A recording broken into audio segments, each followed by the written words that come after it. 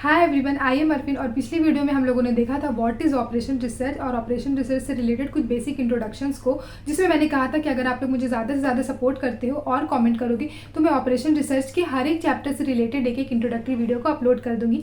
So I got positive response from you guys. बहुत से लोगों ने मुझे कमेंट किया और कुछ लोगों ने मुझे इंस्टाग्राम और लिंक्डइन पे भी डीएम किया था। सो इसीलिए आज की वीडियो का हमारा टॉपिक है लीनियर प्रोग्रामिंग प्रॉब्लम का इंट्रोडक्शन, जिसमें हम लोग देखेंगे कि लीनियर प्रोग्रामिंग प्रॉब्लम क्या होता है और वो सारे मेथड्स को देखेंगे जिसको यूज़ करके हम लोग एलपीपी यानी कि लीनियर प्रोग्रामिंग प्रॉब्लम को सॉल्व करते हैं। लीनियर प्रोग्रामिंग का प्रॉब्लम हमारा जो ऑपरेशन रिसर्च जो सब्जेक्ट है उसका पहला चैप्टर होता है। आगे हम लोग और भी चैप्टर्स को डिस्कस करेंगे, पहले ये कर लेते हैं, ठीक है। तो लीनियर प्रोग्रामिंग प्रॉब्लम से रिलेटेड जो भी हमारे मेथड्स होते हैं, जैसे सिंप्लेक्स मेथड, बिगेम मेथड वगैरह हो गया, इन सब मेथड को यूज़ करके आज की वीडियो में हम लोग न्यूमेरिकल को सॉल्व करने वाले नहीं हैं। अगर आप लोग को न्यूमेरिकल वाली वीडियो चाहिए तो मेरे चैनल पर ऑलरेडी अपलोडेड है, आप लोग मेरे चैनल को एक बार चेकआउट करो। ऑपरेशन रिसर्च की पूरी प्लेलिस्ट मेरे चैनल पर अपलोडेड है और साथ ही मैंने कुछ शॉर्ट्स वीडियो भी अपलोड किया, आप लोग वो भी चाहे तो देख सकते हैं। आज की वीडियो का हमारा मेन एजेंडा है कि हम लोग को ये पता करना कि कौन से मेथड को कब यूज़ कर रहे हैं। एक एलपीपी का प्रॉब्लम है, इसको एक एलपीपी के प्रॉब्लम को सॉल्व करने के लिए हमारे पास इतने सारे मेथड्स क्यों हैं, कब कौन सा मेथड को लगाना होता है। हालांकि एग्जाम में तो हमें बोल दिया जाता है कि use this method to solve LPP, but फिर भी हम लोग ये जानेंगे थोड़े नॉलेज के लिए कि हम लोग कब कौन से मेथड को यूज करना है और इतने सारे मेथड्स को पढ़ने की हमें क्या जरूरत पड़ रही है, ठीक है। आप लोगों की इसकी पूरी प्लेलिस्ट डिस्क्रिप्शन में मिल जाएगी, आप लोग वहां से भी जाकर के चेकआउट कर सकते हैं। सो वीडियो में आगे बढ़ने से पहले आप लोग से रिक्वेस्ट है कि इस वीडियो को ज्यादा से ज्यादा लाइक करें और अगर अभी तक मेरे चैनल को सब्सक्राइब नहीं किया है तो प्लीज चैनल को सब्सक्राइब कर दें और साथ ही साथ आप लोग को नीचे कमेंट्स और शेयर का भी ऑप्शन मिल रहा होगा, आप लोग उसका भी भरपूर यूज कर सकते हैं। तो चलिए स्टार्ट करते हैं। तो स्टार्ट करते हैं हम लोग अपने टॉपिक्स को लेकर के लीनियर प्रोग्रामिंग प्रॉब्लम से, जो आज हम लोग टॉपिक को कवर करने वाले हैं। तो मैंने इसको 5 पार्ट में डिवाइड किया है। पार्ट 1 में होगा हमारा इंट्रोडक्शन देखेंगे इसमें। पार्ट 2 में हम लोग देखेंगे general form, standard form, canonical form, matrix form, ये सारे को मैंने पार्ट 2 में रखा है। पार्ट 3 में हम लोग देखेंगे सारे वेरिएबल्स को, decision variable, slack variable, surplus, artificial, basic, non basic variable को। पार्ट 4 में हम लोग देखने वाले हैं अपना ऑप्टिमल सॉल्यूशन, बेसिक सॉल्यूशन। तो सारे सॉल्यूशंस को एक्चुअली ये जो पार्ट होगा हमारा पार्ट 1, 2, 3 और 4, ये थोड़ा थ्योरेटिकल हो जाएगा। जैसे कि मेरे यूनिवर्सिटी में ऐसा क्वेश्चंस नहीं आते थे ज़्यादा थ्योरी वाले, ज़्यादातर जो क्वेश्चंस आते थे उसमें एक क्वेश्चन दे देते थे और बोला जाता था कि आपको ऑप्टिमल सॉल्यूशन निकालना है, ये सब मेथड यूज़ करो और निकालो। बट जब मैंने वीडियोस अपलोड करना स्टार्ट किया तो कुछ कुछ ऐसे भी स्टूडेंट्स होते हैं, जैसे बीएससी और बीकॉम में, या फिर कोई दूसरे यूनिवर्सिटी का बीटेक का ही स्टूडेंट है दूसरे यूनिवर्सिटी से, तो उसमें पूछ लिया जाता है कि बताओ कि what is basic solution, non basic solution, इस तरीके का क्वेश्चन, या फिर डिजेनरेट, नॉन डिजेनरेट सॉल्यूशन क्या होता है, ये सब पूछा जाता है। तो इसलिए हम लोग यहाँ पे आज वो भी कवर करेंगे। तो ये सारे सॉल्यूशंस का हम लोग डेफिनेशन देखेंगे। तो ये पूरा डेफिनेशन पार्ट हो जाएगा। न्यूमेरिकल से फिर हम लोग अपना आते हैं पार्ट नंबर 5 में, जो कि हमारा ये सारे मेथड्स होंगे। Graphical method, simplex method, big M method, two phase method of degeneracy, duality, revise simplex और इंटीजर प्रोग्रामिंग प्रॉब्लम। तो यहाँ पे जो आ जाएगा ना ये वाला कॉन्सेप्ट, इसमें हम लोग सबको डिस्कस नहीं करेंगे एक एक करके, हम लोग बस मेथड्स का इंट्रोडक्शन और एल्गोरिथम डिस्कस करेंगे, क्योंकि मैंने जैसे बोला कि ये सारे मेथड्स के जो न्यूमेरिकल्स है वो ऑलरेडी मेरे चैनल पर अपलोडेड है, इसीलिए, ठीक है। तो स्टार्ट करते हैं अपना इंट्रोडक्शन टू एलपीपी से। तो पार्ट 1 है हमारा इंट्रोडक्शन टू एलपीपी। देखिए linear programming problem operation research में हम लोग पढ़ रहे हैं। ऑपरेशन रिसर्च क्या है हमें पता है, जब डिसीजन मेकिंग के प्रोसेस में हम लोग मैथमेटिक्स को ऐड करते हैं ना, उसी को बोलते हैं ऑपरेशन रिसर्च, ठीक है। और तो लीनियर प्रोग्रामिंग प्रॉब्लम क्या होगा, क्योंकि ये ऑपरेशन रिसर्च का पार्ट है तो यहाँ पे भी वही कर रहे होंगे, हम लोग को डिसीजन लेना है मैथमेटिक्स के थ्रू।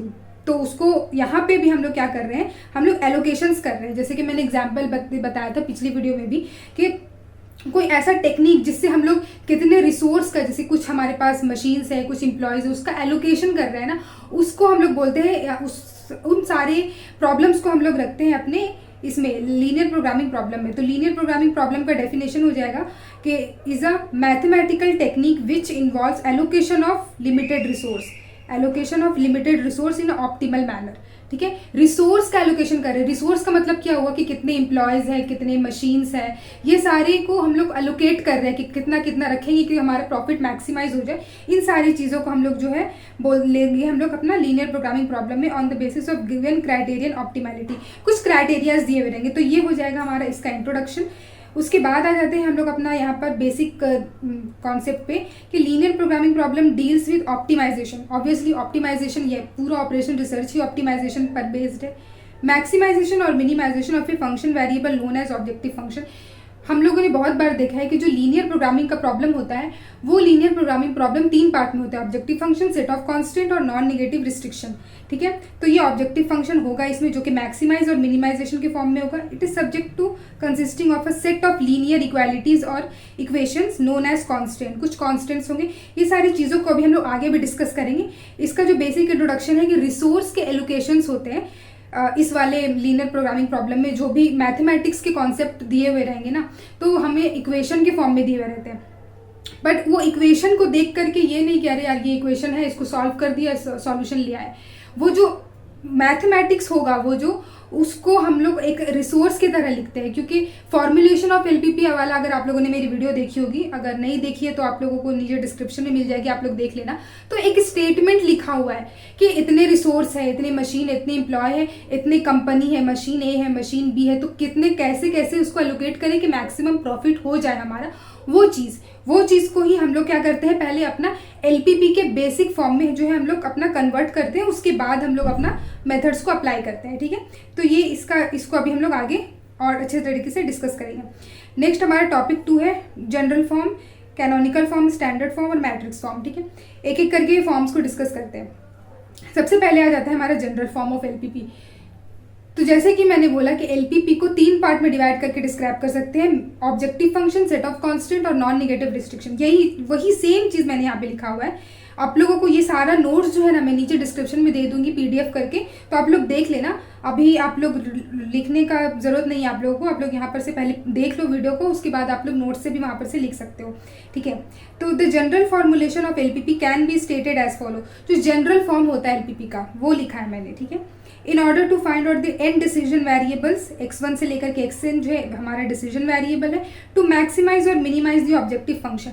ठीक है, मैं ये मान के चल रही हूँ कि आप लोगों को कुछ नहीं पता है लीनियर प्रोग्रामिंग प्रॉब्लम का। ठीक है, तो जो क्वेश्चंस होते हैं, जो रिसोर्सेज मैंने बोला, वो सारी चीज़ें, वो तो एक बेसिक डेफिनेशंस हो गई कि रिसोर्सेज है उसका एलोकेट करना, वो सारी चीज़ें।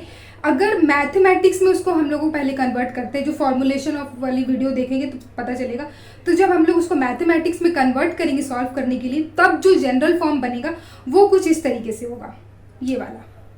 ठीक है, इसमें सबसे पहले जो आता है ये मैक्स और मिन, ये मैक्स और मिन है। ठीक है, कोई एक होगा, या तो मैक्सिमाइज या फिर मिनिमाइज। और ये जो z होता है ना, ये हमेशा z ही रहता है, ऐसा नहीं कोई दूसरा वेरिएबल मान लेते। तो ये जो z होगा इसको ही बोलते हैं हम लोग ऑब्जेक्टिव फंक्शन, जिसको मैक्सिमाइज और या फिर मिनिमाइज करने बोला जाता है।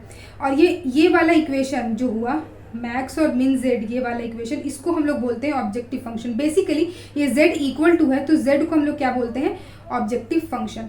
इस ऑब्जेक्टिव फंक्शन के बाद हमारा आ जाता है सब्जेक्ट टू, और इसके बाद जो हम लोग लिखते हैं वो है कांस्टेंट। तो यहाँ पे आप लोग देख सकते हैं कि ये जो स्टेटमेंट है, ये जो इनइक्वालिटी दिया हुआ है यहाँ से लेके यहाँ तक, इसको बोलते हैं हम लोग सेट ऑफ कांस्टेंट।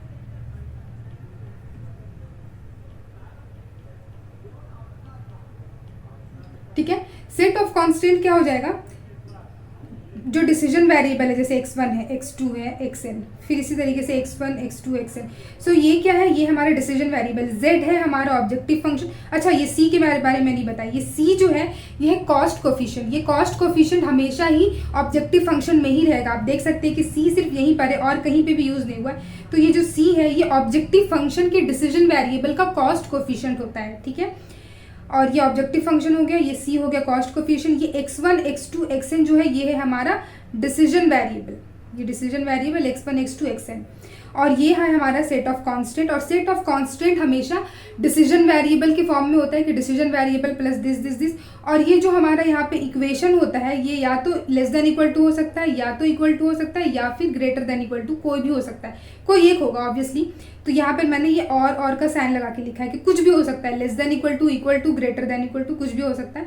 तो ये बना हमारा सेट ऑफ कांस्टेंट। एक a1 a2 क्या है, a1 a2 क्या है, हमारा x1 की कोएफिशिएंट है। तो बेसिक कोएफिशिएंट जो होता है, जैसे अगर x1 है और a तो a1 हो जाएगा 2x1, 3x1, तो बेसिक कोएफिशिएंट है। बट c जो है वो हमारा ऑब्जेक्टिव फंक्शन का कॉस्ट कोएफिशिएंट रहता है। ठीक है, और ये जो b1 b2 है ये हमारा राइट हैंड साइड की वैल्यू, ये भी कांस्टेंट है, जैसे कि 2 3 4 ये कोई भी कांस्टेंट वैल्यू हो सकता है। और ये जो है ना ये ही सबसे ज़्यादा इंपॉर्टेंट चीज़ मुझे मेरे हिसाब से, बहुत लोग नहीं भी मानते हैं इसको बहुत इंपॉर्टेंट, लेकिन मेरे हिसाब से ये जो चीज़ होता है हमारा लीनियर प्रोग्रामिंग प्रॉब्लम में, ये बहुत इंपॉर्टेंट चीज़ होता है। बहुत सारे लोग इसको लिखना भूल जाते हैं। ये है हमारा नॉन निगेटिव रिस्ट्रिक्शन। ठीक है, नॉन निगेटिव रिस्ट्रिक्शन, जो भी वेरिएबल हम लोग यूज कर रहे हैं ऊपर x1 x2 xn, जो भी वेरिएबल यूज कर रहे हैं ना, वो सारे वेरिएबल हमारे ग्रेटर देन इक्वल टू 0 होना चाहिए। वो लेस देन 0 नहीं होना चाहिए। लेस देन 0 है मतलब ये जो हमारा जो भी हम लोग मेथड यूज करेंगे ना वो सब फेल हो जाएगा। हमें इंश्योर रहना पड़ेगा कि ये ग्रेटर देन 0 ही, ग्रेटर देन इक्वल टू 0 ही होना चाहिए।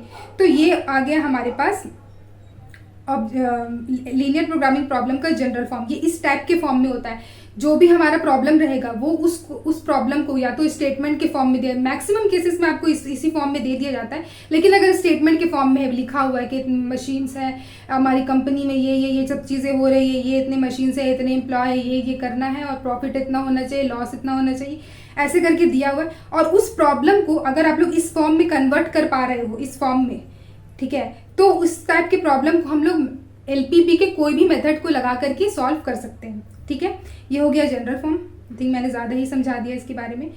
कैनोनिकल फॉर्म होता है हमारा नेक्स्ट। कैनोनिकल फॉर्म क्या होता है, जैसे कि मैंने यहाँ पे अभी जनरल फॉर्म में बताया, तो हम एक एग्जाम्पल से समझते हैं। ठीक है, एग्जाम्पल में हमारा मैक्सिमाइज है, ये मैक्स लिखते हैं इसको, मैक्स जेड, ऑब्जेक्टिव फंक्शन दिया हुआ है ये सब्जेक्ट टू के बाद जो ये वाली 3 इनइक्वालिटी है ये हमारा सेट ऑफ कॉन्स्टेंट, और ये हमारी नॉन निगेटिव रिस्ट्रिक्शन है। कैनोनिकल फॉर्म में क्या होता है ना, अगर ऑब्जेक्टिव फंक्शन मैक्सिमाइजेशन का फॉर्म में रहे तो ये जो हमारी सेट ऑफ कॉन्स्टेंट है इसका जो इक्वेशन रहता है ना, सब less than equal to less than equal to less than equal to होना चाहिए। ठीक है, अगर ये ग्रेटर देन इक्वल टू हो गया इसका मतलब वो एलपीपी कैनोनिकल फॉर्म में नहीं है। आई रिपीट, अगर मैक्सिमाइजेशन है तो यहाँ पे लेस देन इक्वल टू होना चाहिए, होना ही चाहिए। ठीक है, अब यहाँ पे कैरेक्टरिस्टिक्स देखें तो objective function is of maximisation type, ठीक है, यहाँ पर है मैक्सिमाइजेशन के फॉर्म में। उसके बाद constant are of less than equal to type, यहाँ पे सारे कॉन्स्टेंट, मतलब ऐसा नहीं कि 1 2 है चलेगा, नहीं, जितने भी है 10 है 12 है जो भी है सारे लेस देन इक्वल टू के फॉर्म में होने चाहिए, यहाँ पर है। और all variable xi are non negative, और यहाँ पे जो वेरिएबल्स यूज हुए x1 और x2 2 ही वेरिएबल यूज हुए, तो ये ग्रेटर देन 0 है यानी कि नॉन निगेटिव है। तो दूसरा क्वेश्चन यहाँ पर ये आ जाता है कि क्या इसी को कैनोनिकल फॉर्म बोलेंगे? नहीं, देखो अगर मैक्सिमाइजेशन के फॉर्म में है ना तो जो कांस्टेंट होगा वो लेस देन इक्वल टू ही होना चाहिए, सारे कांस्टेंट। लेकिन अगर मिनिमाइजेशन के फॉर्म में तो क्या उसको कैनोनिकल नहीं बोलेंगे, एक्चुअली उसको भी बोलेंगे। अगर यहाँ पे ये मिनिमाइजेशन के फॉर्म में है सपोज, तो ये जो कांस्टेंट का जो इक्वेशन होगा ये सारा greater than equal to, greater than equal to और ग्रेटर देन इक्वल टू होना चाहिए।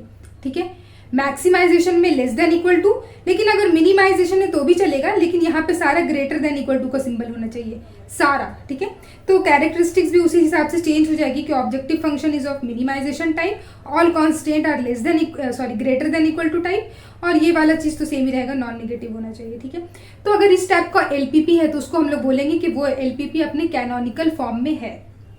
ठीक है, बेसिकली ये वाला चीज ज्यादा हम लोग को देखना नहीं पड़ता कैनोनिकल फॉर्म वाला, बट ठीक है, इसका ये वाला कैरेक्टरिस्टिक्स है जो मुझे मिला था मेरी बुक में, तो मैंने यहाँ पे ये लिख दिया है। मिनिमाइजेशन वाला भी चलता है, बट मिनिमाइजेशन वाला जो मैंने अभी समझाया आपको वो याद रखना होगा कि मिनिमाइजेशन भी हो सकता है।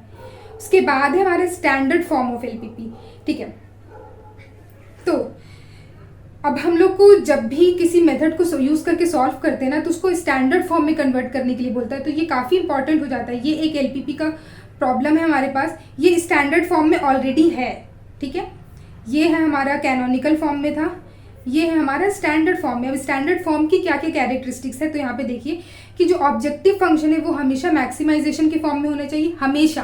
कैनोनिकल की तरह नहीं कि मैक्सिमाइजेशन है तो लेस देन, मिनिमाइजेशन है तो ग्रेटर देन, वैसा नहीं। हमेशा ही ऑब्जेक्टिव फंक्शन स्टैंडर्ड फॉर्म में मैक्सिमाइजेशन के फॉर्म में होना चाहिए। तो ऑब्वियसली यहाँ पे हमें दिख रहा है स्टैंडर्ड फॉर्म में, और जो भी कॉन्स्टेंट होगी उसकी जो इक्वेशन की जो बनेगी उसको इक्वल टू की सिंबल के साथ रहेगी। जैसे यहाँ पे है इक्वल टू और इक्वल टू, तो सारे कांस्टेंट इक्वल टू सिंबल के साथ होना चाहिए। ठीक है, कांस्टेंट में। और नॉन नेगेटिव रिस्ट्रिक्शन मतलब ये जो भी वेरिएबल यूज हुए, तो यहाँ पे हम लोग देख सकते हैं x1 x2 s1 s2 और s3, हमारे पास 5 वेरिएबल यूज हुए, तो पांचों जो है ग्रेटर देन इक्वल टू 0 होगा। ठीक है, तो इसकी कैरेक्टरिस्टिक्स हो जाएगी objective function is of maximisation type, हमेशा मैक्सिमाइजेशन के टाइप में, all the constant are expressed as equation, सारे कांस्टेंट इक्वेशन के ही फॉर्म में होने चाहिए, मतलब इक्वल टू सिंबल के साथ। Right hand side of each constant is non negative. Right hand side मतलब क्या बोला जा रहा है यहाँ पे, ये जो है ना यहाँ पर ये 12, 8 और 8, ये हमेशा ही, ये वाली वैल्यू हमेशा ही पॉजिटिव होनी चाहिए, निगेटिव नहीं हो सकता। ऐसा नहीं कि यहाँ पे है 4x1 3x2 plus s1 equal to -12। अगर ये है तो इसका मतलब LPP हमारा लीनियर प्रोग्रामिंग प्रॉब्लम हमारे स्टैंडर्ड फॉर्म में नहीं है। राइट हैंड साइड की वैल्यू हमेशा ही ग्रेटर देन 0 होनी चाहिए, ठीक है। All variables are non negative, तो यहाँ पे मैंने वही लिखा है, और सारे वेरिएबल्स जो है वो नॉन निगेटिव है। उसके बाद आते हैं हम लोग ना, अच्छा यहाँ पर एक क्वेश्चन लिया है मैंने जिसमें हम लोग सॉल्व करने वाले हैं कि किस तरीके से हम लोग एक LPP को स्टैंडर्ड फॉर्म में कन्वर्ट करते हैं, क्योंकि ये वाले क्वेश्चंस एग्जाम में आ जाते हैं, बेसिकली 1 और 2 मार्क्स के क्वेश्चंस, ठीक है। तो यहाँ पर ये एक नॉर्मल LPP दिया है, वैसे कि तो ये कैनोनिकल फॉर्म में है, बट नॉर्मल मानते हैं कि ये कैनोनिकल नहीं है, नॉर्मल LPP क्वेश्चन दिया हुआ है। तो इसको हम लोग स्टैंडर्ड फॉर्म में कन्वर्ट कैसे करेंगे, यहाँ पे हो जाएगा हमारा मैक्स z, क्योंकि ये मैक्सिमाइजेशन की फॉर्म में ऑलरेडी है। अगर ये मिनिमाइजेशन के फॉर्म में होता तो हम लोग उसको मैक्सिमाइजेशन में कन्वर्ट करते। अगर ये मिनिमाइजेशन में होता, जैसे कि ये मिनिमाइजेशन ऑफ z होता, तो उसको हम लोग क्या करते, minus of max of minus z, यानी कि ये हो जाता हमारा मैक्स z स्टार, ठीक है। तो ये अलग चीज़ है, ये ऑलरेडी मैक्सिमाइजेशन है तो मैक्स z लिख लें। उसके बाद हो जाएगा हमारा 3x1 प्लस 2x2, इसको कुछ नहीं करना है, ठीक है। उसके बाद हम लोग लिख लेते हैं अपना कॉन्स्ट्रेंट्स x1 प्लस x2। अब यहाँ पे हम लोग दिख रहा है लेस देन इक्वल टू का सिंबल है, ठीक है। ये यहाँ पे लेस देन इक्वल टू है, यहाँ पे भी लेस देन इक्वल टू का सिंबल है। तो लेस देन इक्वल टू को हटाने के लिए हम लोग एक स्लैग वेरिएबल को ऐड करते हैं प्लस s1, और ये लेस देन इक्वल टू का जो सिंबल है वो इक्वालिटी में कन्वर्ट कर देते हैं, इक्वल टू 4। सिमिलरली नीचे वाला भी x1 minus x2 plus s2, s1 already introduce किया है तो s2 लेंगे इक्वल टू 2, ठीक है। और जो भी वेरिएबल है हमारे पास, अब x1 x2 दो डिसीजन वेरिएबल ऑलरेडी था हमारे पास क्वेश्चन में, और s1 है हमारा स्लैक वेरिएबल और s2 भी है हमारा स्लैक वेरिएबल। तो ये सारे variable greater than equal to 0, ये लिखना काफ़ी इंपॉर्टेंट है।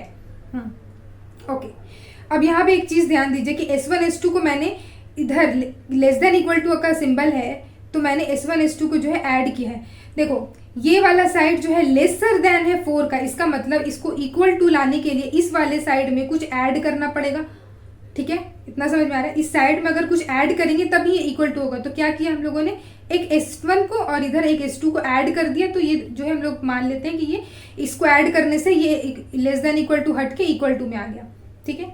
और फिर ये अगर मिनिमाइजेशन होता तो हम लोग मैक्सिमाइजेशन में कन्वर्ट करते और पूरे इक्वेशन को -1 से जो है हम लोग मल्टीप्लाई करके नीचे लिख देते। तो ये अगर मान लो मिनिमाइजेशन ऑफ z होता, ये मिनिमम होता, तो क्या करते हम लोग, लिख दे मैक्सिमाइजेशन ऑफ z स्टार, और ये हो जाता -3x और ये -2x2, ठीक है। स्टैंडर्ड फॉर्म हो गया। अब इसके बाद आ जाते हैं मैट्रिक्स फॉर्म। मैट्रिक्स फॉर्म आप लोग चाहे तो स्किप भी कर सकते हैं एग्जाम्स में, क्योंकि ऐसा एग्जाम्स में नहीं बोलता, क्वेश्चंस देके ऑप्टिमल सॉल्यूशन निकालने बोलता है। ऐसा नहीं बोलता है कि आप मैट्रिक्स फॉर्म के थ्रू निकाल लो, ऐसा नहीं बोलता है। हाँ, अगर ऑब्जेक्टिव क्वेश्चंस में आ रहे हैं थोड़ा थोड़ा 2-3 मार्क्स का कि मैट्रिक्स फॉर्म आप लोगों को बनाना होगा, तब तो फिर आपको पढ़ना पड़ेगा, ठीक है। तो मैट्रिक्स फॉर्म क्या है, the linear programming problem can also be expressed in the matrix form. जैसे जनरल फॉर्म हमने देखा, कैनोनिकल फॉर्म देखा, स्टैंडर्ड फॉर्म देखा, उसी तरीके से सेम हम लोग एक LPP को मैट्रिक्स के फॉर्म में भी कन्वर्ट कर सकते हैं, ठीक है। अब देखो हम लोगों ने क्या देखा था, objective function, set of constant और नॉन नेगेटिव रिस्ट्रिक्शन। तो मैट्रिक्स फॉर्म में हम लोग ऑब्जेक्टिव फंक्शन को कुछ इस तरीके से लिखते हैं, मैक्स और मिन z इक्वल टू CX, ठीक है। ये है हमारा ऑब्जेक्टिव फंक्शन, z है हमारा ऑब्जेक्टिव फंक्शन, c है हमारा कॉस्ट कोफिशिएंट और x क्या है हमारा डिसीजन वेरिएबल। इसी तरीके से यहाँ पर आए सब्जेक्ट टू ax, और जैसे कि मैंने बताया था लेस देन इक्वल टू भी हो सकता है, इक्वल टू भी हो सकता है और ग्रेटर देन इक्वल टू भी हो सकता है। तो ये जो चीज़ बना ये बना हमारा सेट ऑफ कॉन्स्टेंट, ठीक है। सेट ऑफ कांस्टेंट है ये objective function, set of constant, और ये x ग्रेटर देन 0, x क्या है डिसीजन वेरिएबल, और सारे decision variable greater than equal to 0 है, और ये हमारा नॉन निगेटिव रिस्ट्रिक्शन, ठीक है। तो objective function, set of constant, non negative restriction. अब देखो एक चीज़ यहाँ पर कि x क्या है, x है हमारा सारा डिसीजन वेरिएबल, तो x1 x2 x3, इसको x इक्वल टू लिखा हुआ है x1 x2 से लेकर के xn, ठीक है, एक्स एन। और यहाँ पे ये जो बी है देखो, ए एक्स इक्वल टू बी, जो बी जो था हमारी वो राइट हैंड साइड की वैल्यू हुआ करती थी, तो राइट हैंड साइड की वैल्यू क्या है, कांस्टेंट वैल्यू 2 3 4 को बी जो है कांस्टेंट वैल्यू है, तो बी को यहाँ पे हम लोगों ने लिया है b1 b2 b3 bn, कुछ भी हो सकता है। सी जो था हमारा कॉस्ट कोफिशिएंट ऑब्जेक्टिव फंक्शन का, वो होगा हमारा c1 c2 से लेके cn। और ये जो a है, कैपिटल ए, यहाँ पे जो कैपिटल ए है, ये है क्या है हमारा a11 a12 a1, ये वाला सारा है हमारा डिसीजन वेरिएबल के कोएफिशिएंट्स, ठीक है, ये वाली चीज। तो ये तीन को तो इस तरीके से हम लोगों ने डिनोट किया है, objective function, set of constant और नॉन नेगेटिव रिस्ट्रिक्शन को हम लोगों ने डिफाइन किया है। ये एलपीपी का फॉर्म है, मैट्रिक्स फॉर्म। और यहाँ पे जो जो सिंबल यूज किए हैं एक्स बी सी और ए, इसकी वैल्यू यहाँ पे हमने लिखी है, ठीक है। अब एक क्वेश्चन लेते हैं, जैसे कि ये वाली क्वेश्चन है, कन्वर्ट इनटू मैट्रिक्स फॉर्म। ये क्वेश्चन दिया हुआ है, ये एक जनरल एलपीपी है और इस एलपीपी को हमें बोला जा रहा है कि हमें क्या करना है, इस एलपीपी को मैट्रिक्स फॉर्म में कन्वर्ट करना है, ठीक है। तो मैट्रिक्स फॉर्म में कन्वर्ट इसको कर सकते हैं इस तरीके से, ठीक है।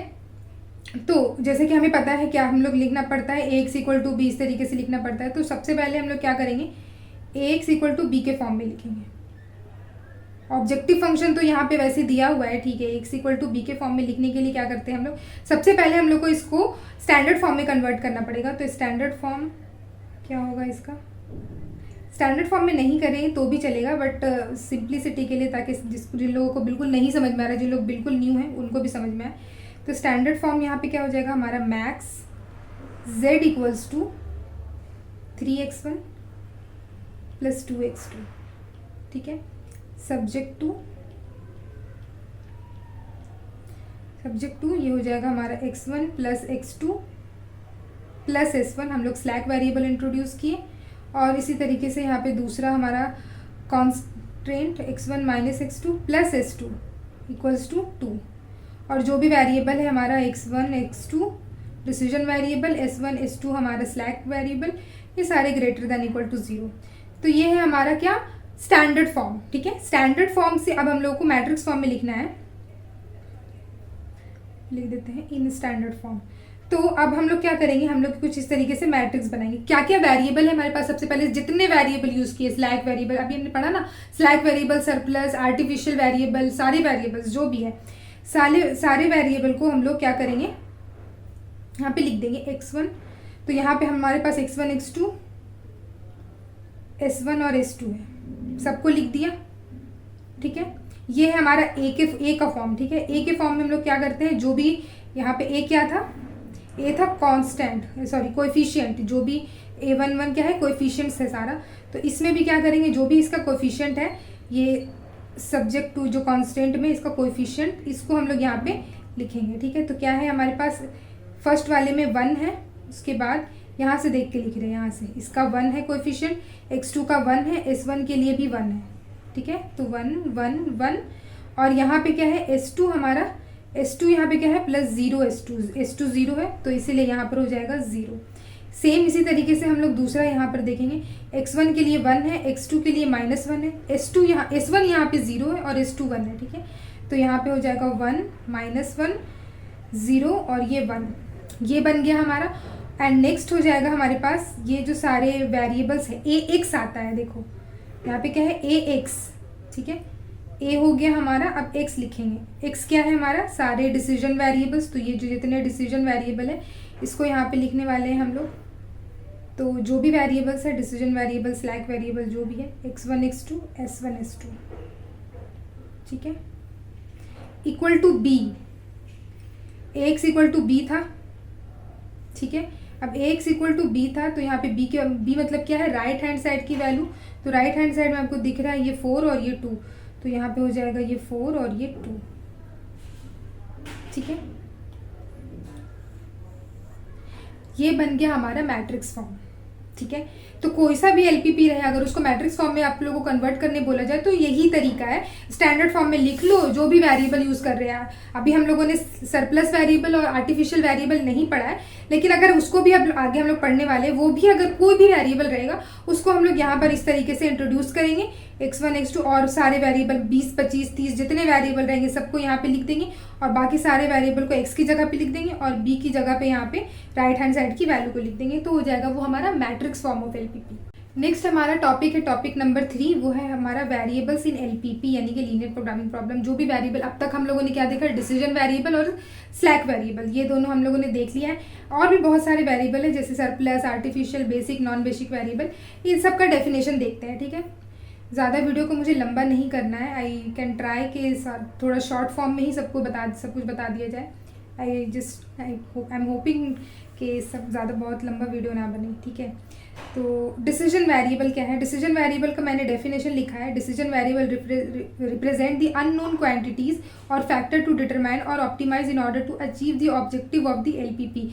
This variable are fundamental part of LPP model and they represent the choice of decision.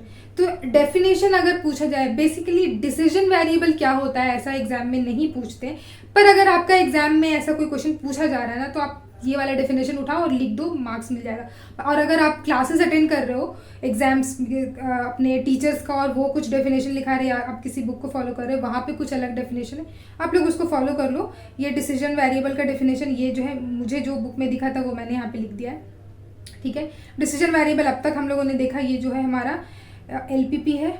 LPP में यहाँ पे हमारे पास ये है, ये 3 है कॉस्ट कोएफिशिएंट। कॉस्ट कोएफिशिएंट के साथ ये जो x1 x2 इधर ये जो x1 x2 है, ये इसको ही इसी का नाम है decision variables. So here the x1 x2 are decision variables. ठीक है, यही डिसीजन वेरिएबल्स है।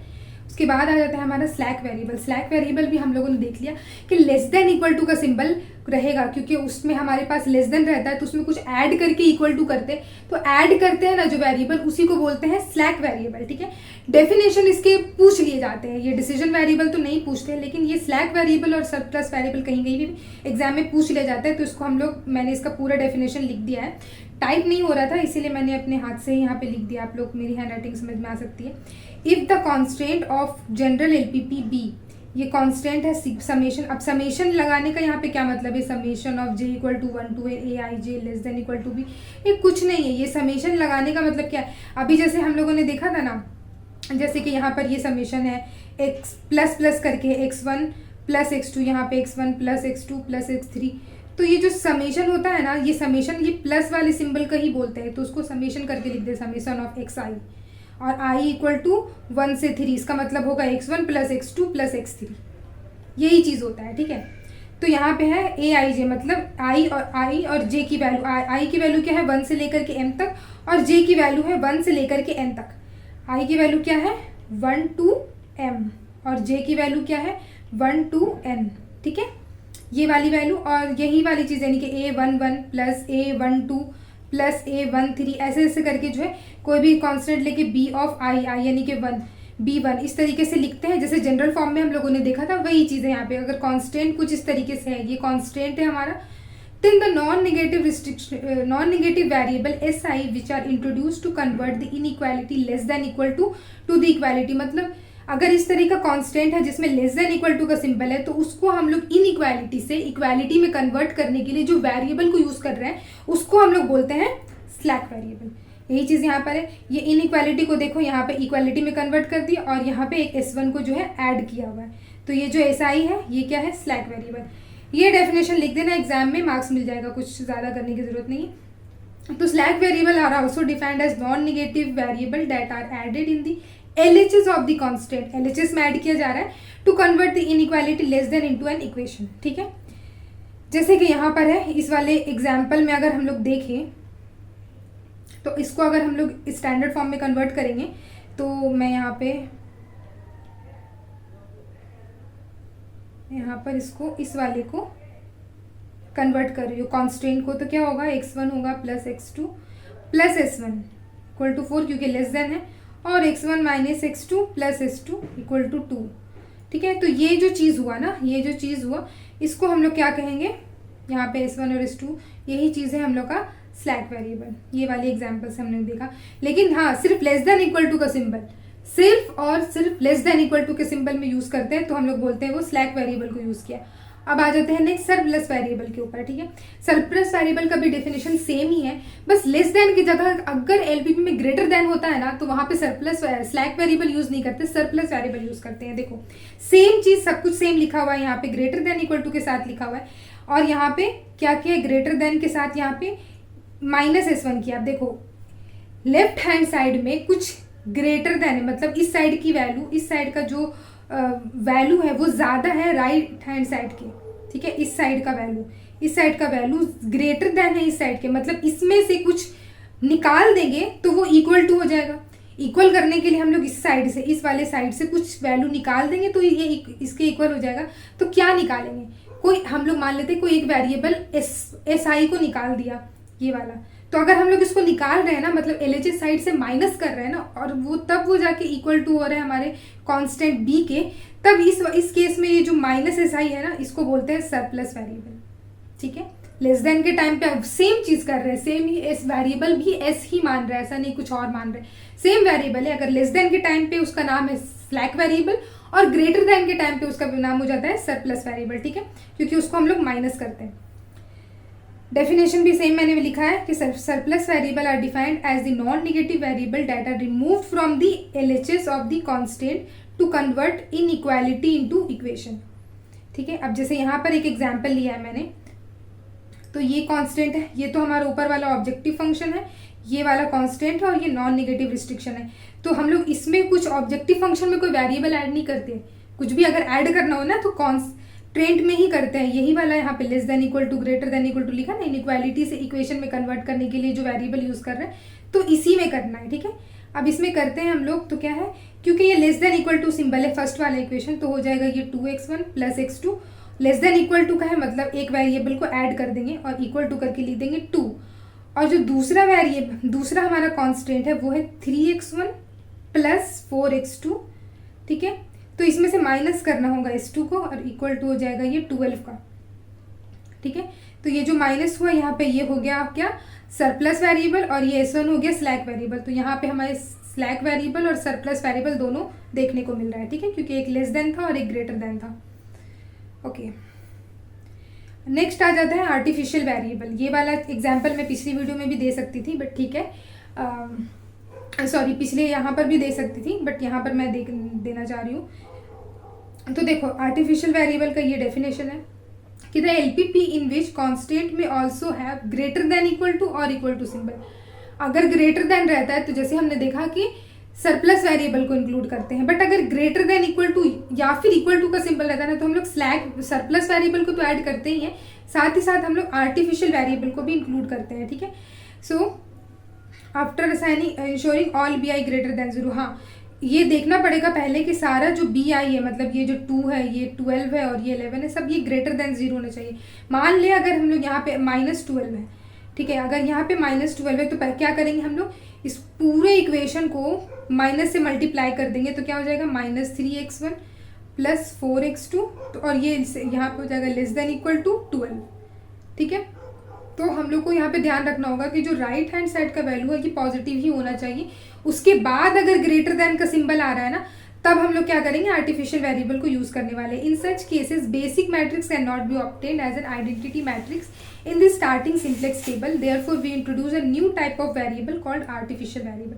अब देखो, अब इस टाइप के केसेस में जहाँ पे हमारा ग्रेटर देन इक्वल टू या फिर इक्वल टू रहता है तो हम लोग इसको यूज करते हैं। अब जैसे ये हमारा कॉन्स्टेंट है, इसको स्टैंडर्ड फॉर्म में कन्वर्ट करेंगे तो क्या हो जाएगा हमारा 2x1 + x2, ये लेस देन इक्वल टू है, तो एक स्लैक वेरिएबल को ऐड किया, इक्वल टू 2 हो गया। उसके बाद है ये 3x1 + 4x2, और ये ग्रेटर देन इक्वल टू का सिंबल है। ग्रेटर देन के टाइम पे हम लोग क्या करते हैं, सरप्लस वेरिएबल को माइनस करते हैं, ठीक है, माइनस किए और इक्वल टू 12, और इसके साथ यहाँ पर ये x1 + 9x2 इक्वल टू 11, ठीक है। अब यहाँ पे जो आर्टिफिशियल वेरिएबल है ना, हम लोगों ने देखा कि artificial variable greater than equal to और इक्वल टू के साथ वाले को बोलेंगे। तो यहाँ पे क्या है, ग्रेटर देन इक्वल टू हमारा है यहाँ पर ग्रेटर देन, और इक्वल टू हमारा यहाँ पर है। तो ग्रेटर देन जैसे ही हम लोगों ने यहाँ पर सरप्लस वेरिएबल को माइनस किया, उसके साथ ही हम लोग एक आर्टिफिशियल वेरिएबल को ऐड कर देंगे यहाँ पे भी, और अगर सिर्फ इक्वल टू का सिंबल रहेगा तो भी हम लोग आर्टिफिशियल वेरिएबल को a2 को ऐड कर देंगे। ऐसा करने का पीछे मकसद ये है कि हमारा जो बेसिस में है, जैसे यहाँ पे लिखा in such cases basis matrices can not be obtained as identity matrix. अगर हम लोग ऐड नहीं करते हैं ना, तो इस केस में क्या होता है, जब हम लोग क्वेश्चंस को सॉल्व करेंगे, अगर आपको सिंप्लेक्स मेथड पता है, नहीं पता है तो हम लोग अभी आगे डिस्कस करेंगे उसको भी, ठीक है। तो हम लोग आइडेंटिटी मैट्रिक्स नहीं बनेगा, क्योंकि ये माइनस आ जा रहा है यहाँ पे। ये माइनस को हटाने के लिए क्या करते हैं, एक और आर्टिफिशियल वेरिएबल को ऐड कर देते हैं, ठीक है। और अगर सिर्फ इक्वल टू का सिंबल है तो भी एक आर्टिफिशियल वेरिएबल a2 को ऐड कर देते हैं। लेकिन लेस देन में क्या करते हैं, लेस देन में फिक्स है, सिर्फ स्लैक वेरिएबल रहेगा। ग्रेटर देन में सरप्लस और आर्टिफिशियल वेरिएबल दोनों रहेगा, और इक्वल टू में सिर्फ एक आर्टिफिशियल वेरिएबल रहेगा, ठीक है। और इसके साथ ही ये चीज़ लिखना बहुत ज़रूरी है कि x1 x2 s1 s2 s1 s2 है, ठीक है, a1 और a2 भी है, ये सब ग्रेटर देन इक्वल टू 0 होगा, ठीक है। ये लाइन लिखना काफ़ी ज़रूरी है, ठीक है। ओके, आर्टिफिशियल वेरिएबल हो गया। देन अब देख लेते हैं हम लोग अपना बेसिक वेरिएबल और नॉन बेसिक वेरिएबल। देखो ये काफ़ी इजी सा चीज़ है, 1 मार्क्स के क्वेश्चन में इसको पूछा जाता है, तो हम लोग भी देख लेते हैं यहाँ पे कि the variable of basic solution that are assume to be 0 are called non basic variable. जो भी वेरिएबल, जैसे सॉल्यूशन है, हम लोगों को एक एलपीपी दे दिया है, जैसे कि मान लो यही वाला एलपीपी हम लोग को दे दिया, इसमें हम लोग x1 और x2 की वैल्यू निकाले। अगर कोई भी वैल्यू जो है 0 आ रहा है, जैसे x1 0 आ गया, तो उसको बोल देंगे हम लोग नॉन बेसिक वेरिएबल, ठीक है। अगर कोई भी वेरिएबल की वैल्यू 0 है तो वो नॉन बेसिक वेरिएबल है, और अगर वेरिएबल की वैल्यू 0 नहीं है, कुछ वैल्यू आ रहा है 2, 5, 7 कुछ भी, तो वो वेरिएबल हो जाएगा हमारा बेसिक वेरिएबल। यहाँ पे वही सेम डेफिनेशन भी लिखा हुआ है, थोड़ा मैथमेटिकल फॉर्म में मैंने यहाँ पे लिखा हुआ है, क्योंकि ये चीज़ मुझे बुक में मिली थी, तो मुझे ये डेफिनेशन अच्छा लगा, तो मैंने यहाँ पे भी आप लोग के लिए लिखा हुआ है कि given a system of m linear equation with n variable. Linear equation m है और वेरिएबल हमारे पास n है, और यहाँ पे याद रखना है कि m जो है वो लेस देन n है। So any solution that is obtain by solving for m variable keeping in remember n minus m variable 0 is called basic variable. अब इस चीज़ को आप लोग जो है ध्यान से करके देखोगे कि कितने इक्वेशंस बन रहे हैं, उसमें कितने वेरिएबल्स, जैसे 3 इक्वेशन है, 4 वेरिएबल है, तो उसको माइनस करने के बाद जो भी वैल्यू आएगा, कीपिंग इन माइंड कि n माइनस n वेरिएबल 0 है, तो उसको बोलेंगे बेसिक वेरिएबल, और बाकी m वेरिएबल को बोल देंगे बेसिक वेरिएबल, और उसके बाद जो बचा हुआ रिमेनिंग वेरिएबल होगा उसको बोलेंगे नॉन बेसिक वेरिएबल। ये एक फॉर्मूला है कि नंबर ऑफ बेसिक सॉल्यूशन होता है हमेशा less than equal to n by ये वाली वैल्यू। याद रखना है कि n जो है वो less than equal to m हो, ठीक है, तभी ये वाला फॉर्मूला हमारा काम करेगा। ओके, उसके बाद है हमारा topic 4, different kinds of solution in LPP, ठीक है। बहुत सारे सॉल्यूशंस मैंने लिख के रखे हुए हैं, optimal solution, basic solution, non basic, feasible, basic feasible. इसके डेफिनेशंस ही पूछे जाते हैं एग्जाम में। इसके चांसेस है कि आपको डेफिनेशन पूछ लिए जाए कि बताओ व्हाट इज़ ऑप्टिमल। ऑप्टिमल तो नहीं पूछते क्योंकि ऑप्टिमल सबको पता होता है, ऐसे पूछ लेगा कि बताओ व्हाट इज़ डीजेनरेट और नॉन डीजेनरेट सॉल्यूशन, ठीक है। बट हम लोग अपना चीज़ों को आसान करने के लिए सभी पढ़ लेते हैं एक बार, ज़्यादा इसको लेंदी में इसको नहीं लेके जाऊँगी। डेफिनेशन लिखा हुआ है, आप लोग इसको देख लेना। ऑप्टिमल सॉल्यूशन क्या होता है, बेस्ट पॉसिबल सॉल्यूशन, ठीक है। वो ऐसा सॉल्यूशन जो एकदम बेस्ट से बेस्ट हो, वो सॉल्यूशन को बोलते हैं ऑप्टिमल सॉल्यूशन, ठीक है। तो and optimal solution refers to the best possible outcome or combination of decision that satisfy the objectives or constraint of a problem. मतलब बेस्ट सॉल्यूशन भी हो, और ऑब्जेक्टिव मतलब जो ऑब्जेक्टिव फंक्शन हुआ, जैसे कि ये सब हमारे ऑब्जेक्टिव फंक्शंस थे, ये ऑब्जेक्टिव फंक्शन को सेटिस्फाई करे, कांस्टेंट को सेटिस्फाई करे, नॉन नेगेटिव रिस्ट्रिक्शन को भी सेटिस्फाई करे। ऐसा सॉल्यूशन जो सबको सेटिस्फाई भी करे और बेस्ट भी हो, मतलब उससे ज़्यादा बेस्ट कुछ ना हो, उस वैसे सॉल्यूशन को हम लोग बोलते हैं ऑप्टिमल सॉल्यूशन। अब ऐसा नहीं होता है कि एक ही ऑप्टिमल सॉल्यूशन आता है, एक प्रॉब्लम का एक ही ऑप्टिमल सॉल्यूशन होता है। हमारे पास इनफाइनाइट नंबर ऑफ मल्टीपल हो सकते हैं, infinite number of optimal solution भी एक प्रॉब्लम का हो सकता है, ठीक है। आगे हम लोग अभी देखने वाले हैं उसको कि एक प्रॉब्लम में हम लोग को मल्टीपल ऑप्टिमल सॉल्यूशन मिल सकता है, ठीक है। ऐसा भी केसेस आते हैं। ऑप्टिमल सॉल्यूशन हो गया। उसके बाद बेसिक और नॉन बेसिक सॉल्यूशन। तो in linear programming problem a basic solution is a solution which satisfy all the constant, मतलब जो कॉन्स्टेंट्स होते हैं ना, वो सारे कॉन्स्टेंट को सेटिस्फाई करे, वैसे सॉल्यूशन को बोलते हैं हम लोग बेसिक सॉल्यूशन। और नॉन बेसिक सॉल्यूशन उनको बोलते हैं जो सारे कांस्टेंट को सेटिस्फाई नहीं कर रहा है, जैसे कि 1 2 को कर रहा है या 1 2 को नहीं कर रहा है, ऐसे करके कर रहा है, तो फिर उसको बोलेंगे नॉन बेसिक सॉल्यूशन। ठीक है, बेसिक नॉन बेसिक हो गया। उसके बाद feasible basic feasible. Feasible solution is a solution which satisfy non negative restriction. जो नॉन नेगेटिव रिस्ट्रिक्शन होता है मतलब जो भी वेरिएबल यूज किया हुआ है हम लोगों ने x1 x2 x3 वो सारे को जो है सेटिस्फाई करे और ग्रेटर देन इक्वल टू 0, यानी कि वो सारे को सेटिस्फाई करे। That is all the variable must be either 0 और ग्रेटर देन 0। तो ये जो चीज़ होता है ना, ये इसको सेटिस्फाई करे, उसको बोलते हैं फिजिबल सॉल्यूशन। ठीक है, उसको सेटिस्फाई करना चाहिए तब फिजिबल सॉल्यूशन हुआ। और बेसिक फिजिबल सॉल्यूशन मतलब वो नॉन नेगेटिव रिस्ट्रिक्शन को भी सेटिस्फाई करे और कॉन्स्टेंट को भी सेटिस्फाई करें। अब ऑब्जेक्टिव फंक्शन के 3 पार्ट हुए ना, सॉरी एलपीपी के 3 पार्ट हुए ना, objective function, set of constant और नॉन नेगेटिव रिस्ट्रिक्शन। तो कॉन्स्टेंट, सेट ऑफ कॉन्स्टेंट और नॉन नेगेटिव रिस्ट्रिक्शन जब वो दोनों को सेटिस्फाई कर रहा है तब वैसे सॉल्यूशन को बोलते हैं हम लोग बेसिक फिजिबल सॉल्यूशन। ठीक है, infeasible solution, no feasible solution. ठीक है, तो इनफिजिबल सॉल्यूशन मतलब वो सॉल्यूशन हुआ जो एक कांस्टेंट को, जैसे कि 4-5 कांस्टेंट है हमारे क्वेश्चंस में, तो कोई एक कांस्टेंट को वायलेट कर रहा है। ठीक है, 4-5 है, मान लो 2-3 को सेटिस्फाई कर रहा है बट कोई 2-3 को नहीं कर रहा है, वो उसको वायलेट कर दे रहा है, तो उस वैसे सॉल्यूशन को हम लोग बोलते हैं infeasible solution. So an infeasible solution is a solution that violates one or more of the constraint of the optimization problem. ठीक है, in other word it does not satisfy the problem requirement or limitations. Problem की requirement को satisfy नहीं करेगा, तो वैसे problem को, वैसे सॉल्यूशन को हम लोग बोलते हैं इनफिजिबल सॉल्यूशन। और नो फिजिबल सॉल्यूशन का मतलब हुआ कि there is no valid solution, I think, हाँ, context of optimal, there is no valid solution. ठीक है, कि सॉल्यूशन वैलिड ही नहीं है, जो भी हमारा सॉल्यूशन हम लोग आया वो सॉल्यूशन वैलिड ही नहीं है कि वो कांस्टेंट को सेटिस्फाई करे, वैसे सॉल्यूशन को बोलते हैं नो फिजिबल सॉल्यूशन। देखो अब इन दोनों में डिफरेंस क्या होता है, इनफिजिबल में और नो फिजिबल में। इनफिजिबल का मतलब हुआ कि ऐसा सॉल्यूशन जो किसी एक या एक से ज़्यादा कांस्टेंट को वायलेट कर रहा है, तो वैसे सॉल्यूशन को बोलेंगे हम लोग इनफिजिबल सॉल्यूशन।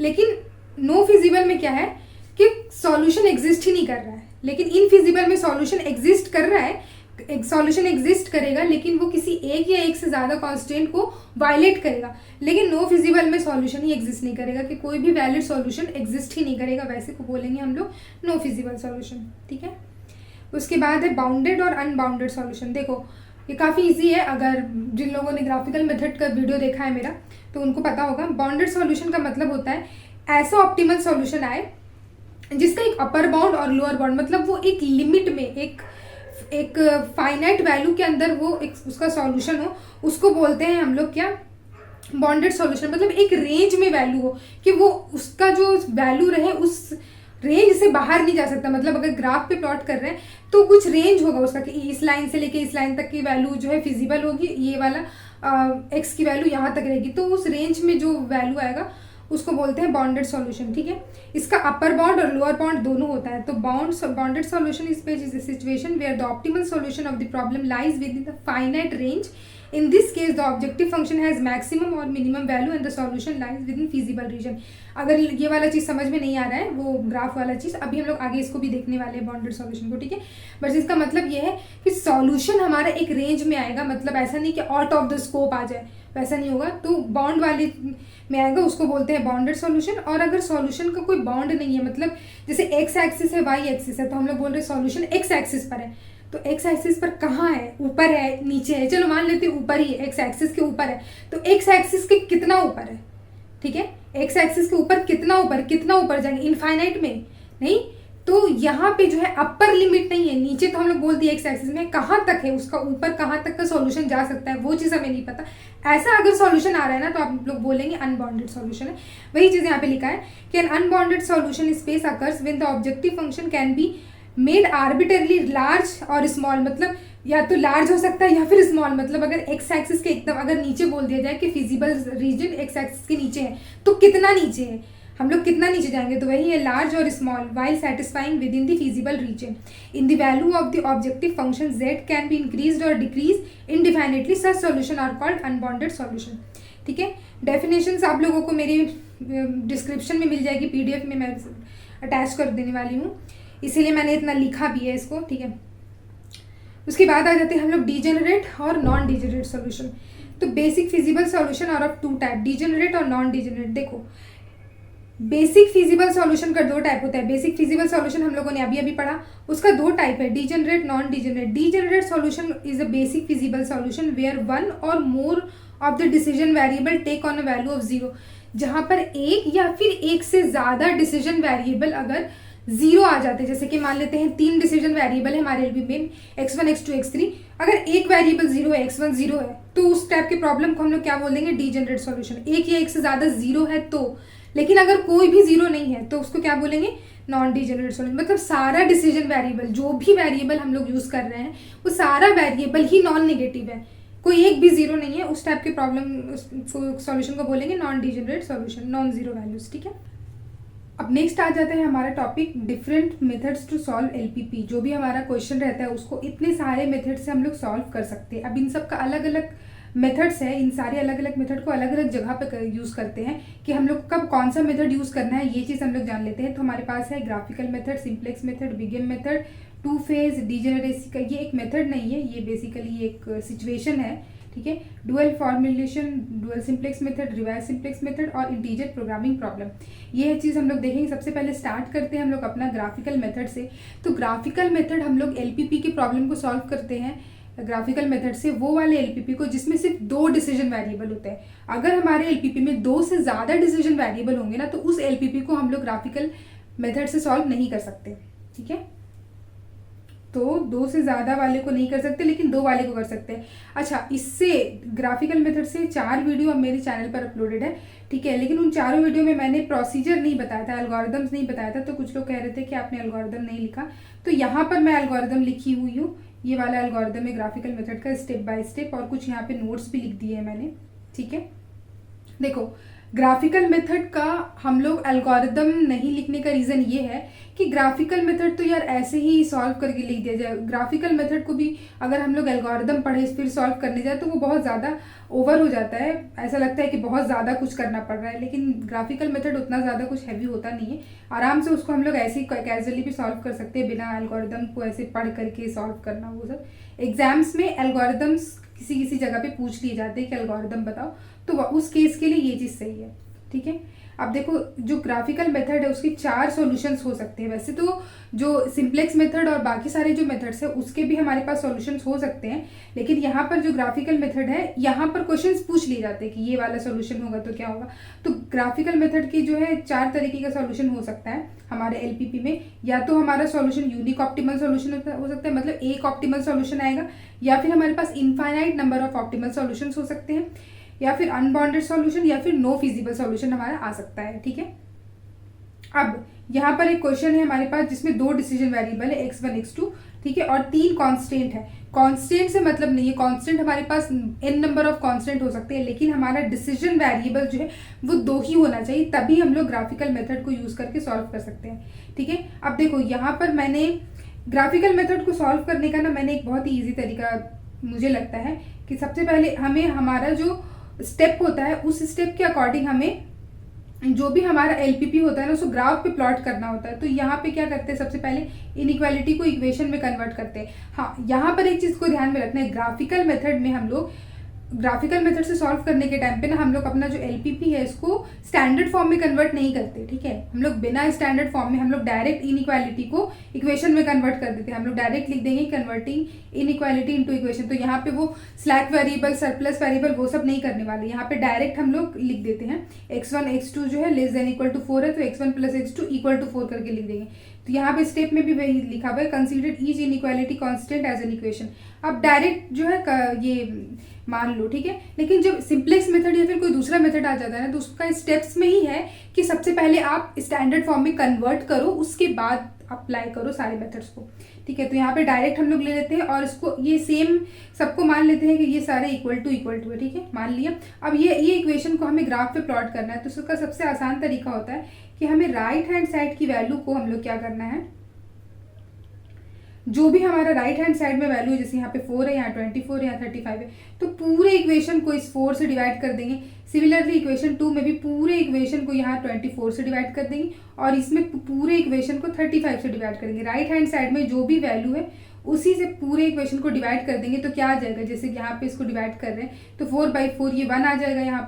यहाँ पर भी अगर 24 कर देंगे ये कटेगा, यहाँ पे 1 आ जाएगा। यहाँ पे भी 35 करेंगे कैंसिल होगा, 1 आएगा। तो हमारा मोटिव होता है कि राइट हैंड साइड में 1 लाना। ठीक है, ऐसा करने का रीज़न ये है कि जैसे हम लोग को स्ट्रेट लाइन हमें यहाँ पर जो दिख रहा है कि x1 + x2 = 4, ये एक स्ट्रेट लाइन का इक्वेशन है। तो स्ट्रेट लाइन में क्या होता है ना, हमारा जो एक बेसिक स्ट्रेट लाइन का इक्वेशन होता है वो होता है x/a + y/b = 1। तो राइट हैंड साइड में जो है 1 होता है और ये और b उसका इंटरसेक्शन होता है। ठीक है, तो स्टार्ट करते हैं हम लोग। सबको 4 से डिवाइड कर देंगे इक्वेशन 1 में, तो क्या आ जाएगा x1/4 + x2/4 = 4/4 यानी कि 1।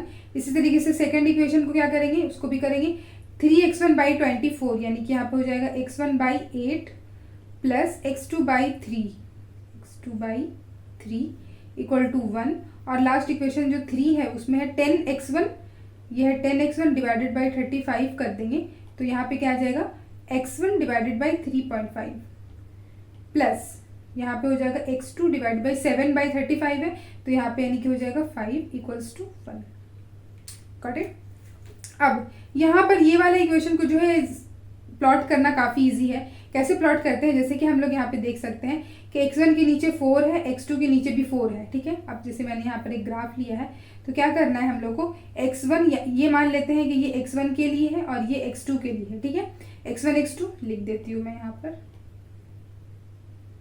ये x1 के लिए है और ये x2 के लिए है।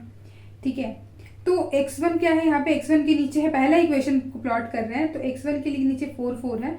तो क्या करेंगे, x1 के लिए यहाँ पे 4 ये वाला पॉइंट और ये वाले पॉइंट को जो है मैच करा देंगे इस तरीके से।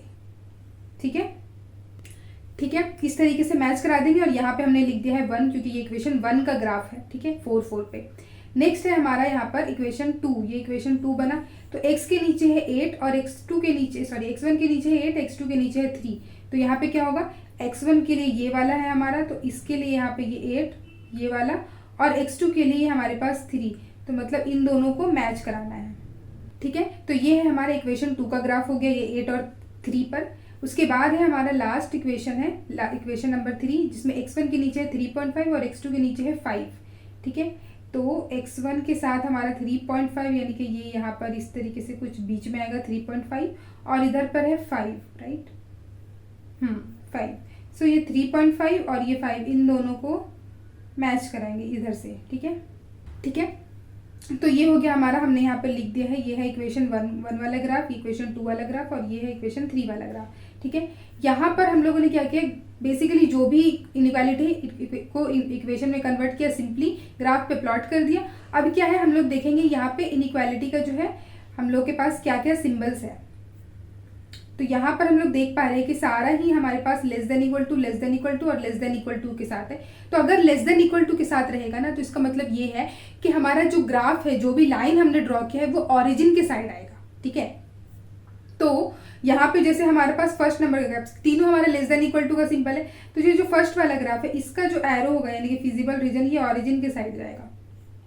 ठीक है, इसी तरीके से ये 2 वाले का भी ऑरिजिन के साइड जाएगा और यहाँ पे जो ये 3 वाला ग्राफ है इसका भी ऑरिजिन के साइड जाएगा। ठीक है, ऑरिजिन के साइड जाएगा, इसका मतलब देखो 4 कोऑर्डिनेट होता है ना, तो यहाँ पे और भी तो कोऑर्डिनेट होंगे, तो कहाँ तक जाएगा, पूरा नीचे तक चला जाएगा? नहीं जाएगा, क्योंकि हमें पता है कि हमारा जो x1 और x2 है वो ग्रेटर देन 0 है, ग्रेटर देन इक्वल टू 0। तो इसीलिए हम लोगों ने फर्स्ट क्वाड्रेंट पर जो है ये वाला चीज को पुट किया है। ठीक है, तो यहीं तक आएगा, मतलब ये जो है ये वाला, ये लास्ट। तो जो हमारा फिजिबल रीजन रहेगा वो कुछ इस तरीके से बनेगा, ये वाला, ये वाली पॉइंट पर, फिर ये वाली पॉइंट पर और इसी तरीके से इधर से ये आएगा। ठीक है, तो ये जो रीजन है ये है फिजिबल रीजन।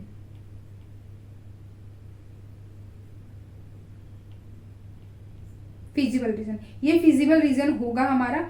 एंड दूसरा चीज, हमें ग्राफिकल मेथड में एक्सट्रीम पॉइंट्स निकालने पड़ते हैं, तो हम लोग अपना एक्सट्रीम पॉइंट्स को भी देख लेते हैं एक्सट्रीम पॉइंट क्या होगा हमारा, यहाँ पर इसको ओ यानी कि ओरिजिन मान लेते हैं। जो मतलब बाउंड्री पॉइंट, एक्सट्रीम पॉइंट का मतलब होता है बाउंड्री पॉइंट, तो क्या हो जाएगा, ये ओ है, इसको ए मान लेते हैं, ये वाला जो पॉइंट है ना इसको ए मान लेते हैं। उसके बाद यहाँ पर भी एक पॉइंट हमें दिख रहा है, इसको बी मान लेते हैं, ये वाले पॉइंट को। उसके बाद ये देखो यहाँ पे एक पॉइंट दिख रहा है, इस पॉइंट को सी मान लेते हैं और इस वाले को डी मान लेते हैं, ठीक है। तो ये जो पॉइंट है ना यहाँ पर, ये ओ, ए, ये बी, ये सी और ये डी और फिर यहाँ तक, तो ये जो रीजन बना यही रीजन हमारा फिजिबल रीजन है। पर हमें यहाँ पर ओ पता है, ओ है हमारा 0 0, ए भी हमें पता है, ये यहाँ पर ये वाली पॉइंट हमें पता है, डी की पॉइंट भी हमें पता है, लेकिन बी और सी की जो है पॉइंट हमें नहीं पता है कि ये दोनों पॉइंट कौन सा है।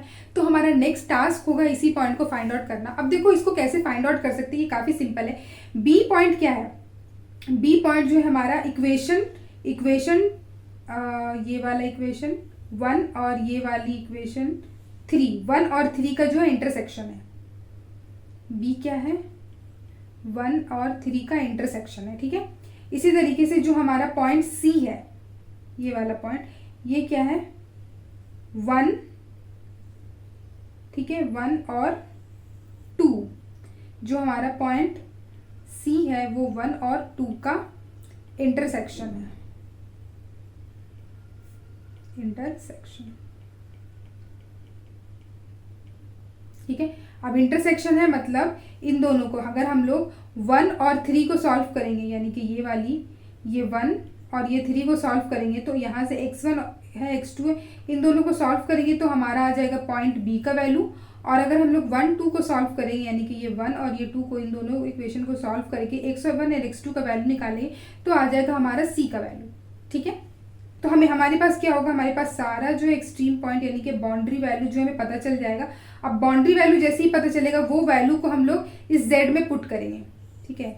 और हमें मैक्सिमम वैल्यू पूछा है तो हमारे पास क्योंकि 5 बाउंड्री पॉइंट है, ओ, ए, बी, सी और डी, 5 बाउंड्री पॉइंट है, पांचों का हम लोग पॉइंट निकालिए कौन कौन से हमारा जो है पॉइंट की वैल्यू आ रही है। अब पांचों को निकालने के बाद हर एक को हम लोग ऑब्जेक्टिव फंक्शन में पुट कर करके देखेंगे, तो पांचों में से जो सबसे ज़्यादा वैल्यू आएगा, सबसे ज़्यादा जो मैक्सिमम वैल्यू आएगा यहाँ पर, वो वाला वैल्यू को हम लोग बोलेंगे कि हमारा z का वैल्यू है, वो हमारा सॉल्यूशन जो होगा वो हमारा ऑप्टिमल सॉल्यूशन कहलाएगा, ठीक है। अब ऐसा भी हो सकता है कि हमारे पास एक वैल्यू आए ऐसा z का जो कि मैक्सिमम हो, बाकी सब उससे कम वैल्यू हो, तो उसको इसको हम लोग बोलेंगे यूनिक ऑप्टिमल सॉल्यूशन। अगर ऐसा हो जाता है कि हमारे पास जैसे 5 पॉइंट है, पांचों में या फिर किसी 2 में, सपोज किसी 2 पॉइंट में z का वैल्यू मैक्सिमम आ गया, इसमें भी हमारे पास 10 आ गए और इसमें भी 10 आ गए, बाकी सारे जो z की वैल्यू है वो 10 से कम है, 7 6 है, लेकिन 2 वैल्यू 10 आ गए, तो अब हम लोग किसको कंसिडर करेंगे ऑप्टिमल सॉल्यूशन, कौन सा पॉइंट को, यानी कि कौन सा x1 और x2 को बोलेंगे कि वो ऑप्टिमल वैल्यू है, ऑप्टिमल डिसीजन वैल्यू है। तो यहाँ पर क्या होगा ना, इनफाइनाइट ऑप्टिमल सॉल्यूशन, ठीक है। हम लोग दोनों को कंसीडर करेंगे, दोनों ही हमारा होगा ऑप्टिमल सॉल्यूशन, तो वो जो केस बनेगा वो होगा हमारा इनफाइनाइट सॉल्यूशन का। अनबाउंडेड सॉल्यूशन क्या होता है ना, जैसे कि हमने यहाँ पर अभी ग्राफ बनाया और इस ग्राफ पे हम लोग को साफ साफ दिख रहा है कि जो लाइनिंग हम लोगों ने की है वो ये वाली रीजन है, ठीक है, ये वाली रीजन हमारा फिजिबल रीजन हुआ, ठीक है। लेकिन अगर ऐसा हुआ, मान लेते हैं कि कोई एक इक्वेशन, जैसे सपोज यही वाली equation greater than equal to 4 है, ठीक है। अब ग्रेटर देन इक्वल टू 4 है ना, तो क्या होगा, जैसे इक्वेशन 1 ये है, अब ये ना ओरिजिन के अपोजिट की तरफ इसका एरो जाएगा, ये लाइन कह रहा है कि फिजिबल रीजन इस तरफ है और ये वाला लाइन कह रहा है फिजिबल रीजन इस तरफ है। तो ऐसे केस में कौन सा फिजिबल रीजन है, ओरिजिन के अपोजिट साइड वाला मानेंगे या इस साइड वाला मानेंगे। अगर ऐसा कंडीशन हो जाता है हमारा ग्राफिकल मेथड में, हमें ऐसा देखने को मिलता है, तो उस टाइप के सॉल्यूशन को हम लोग क्या कहेंगे कि वो हमारा अनबाउंडेड सॉल्यूशन है, सॉरी नो फिजिबल सॉल्यूशन है। ऐसा अगर देखने को है कि एक इस तरफ एरो जा रहा है और एक का एरो इस तरफ जा रहा है, तो उसको हम लोग बोलेंगे कि वो नो फिजिबल सॉल्यूशन है, ठीक है। अब अनबाउंडेड सॉल्यूशन क्या होता है ना, अनबाउंडेड सॉल्यूशन का मतलब ऐसा हम लोग को, जैसे कि एक ऐसा ग्राफ बना हम लोग का, सपोज यहाँ पे सिर्फ एक लाइन बना या फिर 2 लाइन बना है, ठीक है, 1 या 2 लाइन बना, और ये 2 लाइन क्या कह रहा है ना कि वो 2 ग्राफ के इस तरफ जा रहा है हमारा फिजिबल रीजन, ठीक है, ये दोनों ही कह रहा है। या फिर ये मान लो ये तीनों लाइन का, अभी इसी एग्जाम्पल में देखें तो ये तीनों लाइन कह रहा है कि ग्राफ के इस तरफ हमारा फिजिबल रीजन होगा, लेकिन कोई भी ऐसा लाइन नहीं है जो ये कह रहा हो कि ग्राफ के इस तरफ होगा। तो हमारे पास कोई ऐसा बाउंड नहीं मिला, सारा बोल रहा है कि ऊपर जाओ, ठीक है, ऊपर जाओ। लेकिन ग्राफ कहाँ तक ऊपर जाएगा, एक लिमिट होना चाहिए ना कि यहाँ तक, जैसे यहाँ पर है कि हमारा यहाँ इसके नीचे और इसके ऊपर, ठीक है, तो ये लिमिट आ गया, तो ये यहाँ पर हम लोग बोलेंगे कि बाउंडेड सॉल्यूशन है। लेकिन अगर उल्टा साइड में जाएगा और कोई यहाँ पर अपर बाउंड नहीं रहेगा, तो उस टाइप का अगर एग्जाम्पल आप लोग को देखने को मिले तो उसको बोलेंगे हम लोग अनबाउंडेड सॉल्यूशन। ठीक है, नेक्स्ट आ जाते हैं हम लोग सिंप्लेक्स मेथड में। सिंप्लेक्स मेथड का जो एल्गोरिदम है वो मैंने यहाँ पे लिखा हुआ है, और इसका जो एक दो मेथड होता है, मैंने अब दोनों मेथड आप लोगों को बताया हुआ है सिंप्लेक्स मेथड की वीडियो में जब मैंने सॉल्व किया था। तब देखो, जो मेरा मानना है कि सिंप्लेक्स मेथड का जो वो क्रॉस मल्टीप्लिकेशन वाला जो मेथड होता है ना, वो ज़्यादा इजी होता है रैदर देन कि आप रो वाइज और रो ऑपरेशन कॉलम ऑपरेशन करो। ठीक है, तो एक एग्जाम्पल लेते हैं। हाँ, ये वाला चीज़ ये आइटरेटिव प्रोसीजर होता है। ठीक है, और सिंप्लेक्स मेथड मैक्सिमम केसेस में आपको दो या दो से ज़्यादा, सॉरी दो नहीं, तीन या तीन से ज़्यादा जब डिसीजन वेरिएबल होते हैं ना तब पूछते हैं। ठीक है, क्योंकि अगर दो है तो आप ग्राफिकल मेथड से तो सॉल्व कर ही सकते हैं। ठीक है, तो ये देखो यहाँ पे मैंने लिखा हुआ है इसकी पूरी जो है एल्गोरिदम सिंप्लेक्स मेथड की। ठीक है, और ये हमारा सिंप्लेक्स मेथड का क्वेश्चन है। हालांकि मैंने यहाँ पे दो डिसीजन वेरिएबल लिया है, तो इसका मतलब ये नहीं है कि दो डिसीजन वेरिएबल वाला सिर्फ ग्राफिकल मेथड से ही सॉल्व हो सकता है। दो डिसीजन वाला वेरिएबल वाला हम लोग का प्रॉब्लम जो है सिंप्लेक्स मेथड या कोई सा भी मेथड से सॉल्व हम लोग उसको कर सकते हैं, लेकिन ग्राफिकल मेथड ज़्यादा इजी पड़ता है। और अगर दो से ज़्यादा है ना, दो से ज़्यादा है तो ग्राफिकल मेथड फेल हो जाता है, और उस केस में सिंप्लेक्स मेथड का फिर हम लोग यूज़ करते हैं। दो से ज़्यादा, कितने भी ज़्यादा हो, 4 हो 5 हो, तो सब में हम लोग ग्राफिकल मेथड को छोड़ करके बाकी सारे मेथड को यूज़ करते हैं। अब यहाँ पे देखो, सिंप्लेक्स मेथड में क्या होता है ना कि हमारे पास लेस देन इक्वल टू का सिंबल होता है। तो सिंप्लेक्स मेथड का जो हमारा एल्गोरिदम है उसमें पहले ही हमें बोल दिया गया है कि convert the given LPP into standard form. तो पहले आप स्टैंडर्ड फॉर्म में कन्वर्ट करो, उसके बाद आपको एल्गोरिदम को यूज़ करना है। तो यहाँ पे क्या करेंगे हम लोग, इसको हम लोग क्या करेंगे, सबसे पहले अपना स्टैंडर्ड फॉर्म में कन्वर्ट कर लेंगे। उसके बाद स्टैंडर्ड फॉर्म के बाद हम लोग अपना मैट्रिक्स बनाएंगे, मैट्रिक्स बनाने के बाद अपना टेबल बनाएंगे, और जो क्रॉस मल्टीप्लिकेशन वाला जो मेथड है उससे हम लोग सॉल्व करने वाले हैं। ठीक है, क्योंकि वो ज़्यादा इजी पड़ता है। ठीक है, मैं अभी सॉल्व नहीं कर रही हूँ इसको, बट ये वाला चीज़ आप लोग के लिए होमवर्क रहेगा। आप लोग इसको सॉल्व करना, ग्राफिकल मेथड से एक बार करना और फिर सिंप्लेक्स मेथड से करना, दोनों मेथड से करना, और फिर कंपेयर करना कि क्या आपका जो सॉल्यूशन है वो सेम आ रहा है या डिफरेंट आ रहा है। ठीक है, उसके बाद है हमारा बिगेम method. Big M method is like हम लोग कब यूज करते हैं, दो डिसीजन वेरिएबल में ग्राफिकल मेथड, दो से ज्यादा रहेगा तो सिंप्लेक्स मेथड। लेकिन अगर हमारे पास सिंप्लेक्स मेथड हम लोग तभी यूज करते हैं जब हमारा लेस देन इक्वल टू का सिंबल होता है कांस्टेंट में।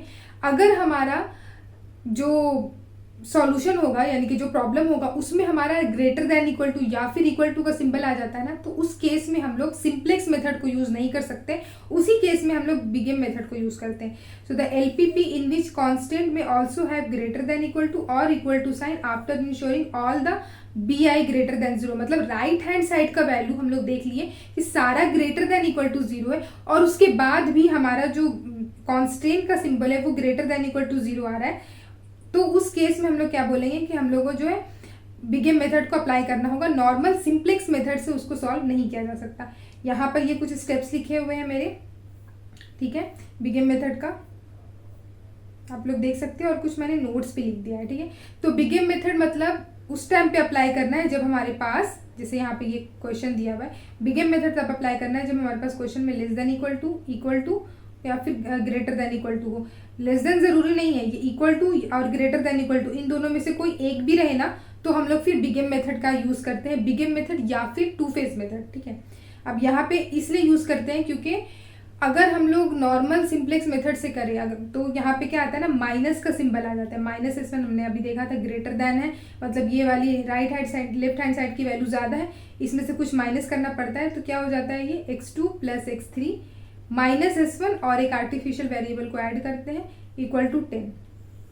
ठीक है, तो ये वाली चीज़ जो है हम लोग को सॉल्व करने के लिए हम लोग को क्या करना पड़ता है, बिगेम मेथड का इस्तेमाल करना पड़ता है। उसके बाद to phase method. Two phase method भी एक टाइप का आर्टिफिशियल वेरिएबल टेक्निक है, जैसे बिगेम मेथड है, मतलब मतलब कह सकते हैं कि दो मेथड है। अगर आर्टिफिशियल वेरिएबल इंटर किया है ग्रेटर देन इक्वल टू या फिर इक्वल टू का सिंबल दिख गया अगर कांस्टेंट में कहीं पर भी, तो सिंप्लेक्स मेथड को यूज तो नहीं करेंगे क्योंकि वो मेथड तो वैसे भी फेल हो जाएगा।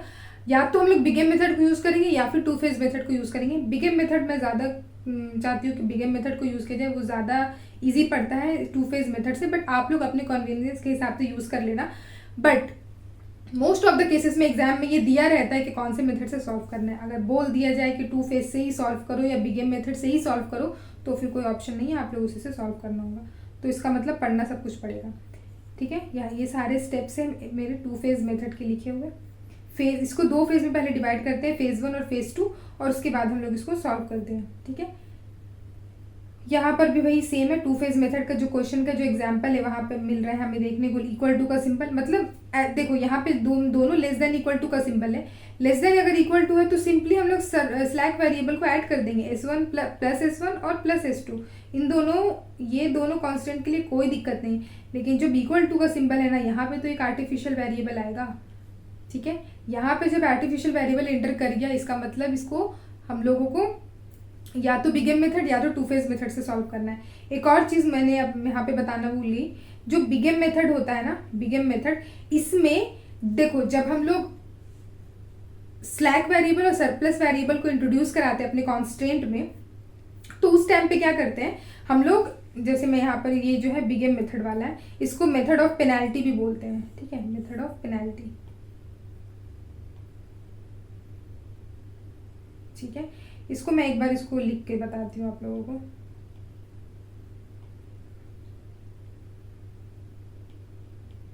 ठीक है, ये देखो, इसको मैं स्टैंडर्ड फॉर्म में पहले कन्वर्ट कर रही हूँ, तो एक चीज़ जो था वो जो मैं बताना भूल गई, वो चीज़ कवर हो जाएगा। यहाँ पर ये मैक्स जेड है तो मैक्स ही रहेगा, मिनिमम तो है नहीं जो मैक्सिमम में कन्वर्ट करे, ठीक है। 3x3 और उसके बाद ये आ जाएगा सब्जेक्ट 2,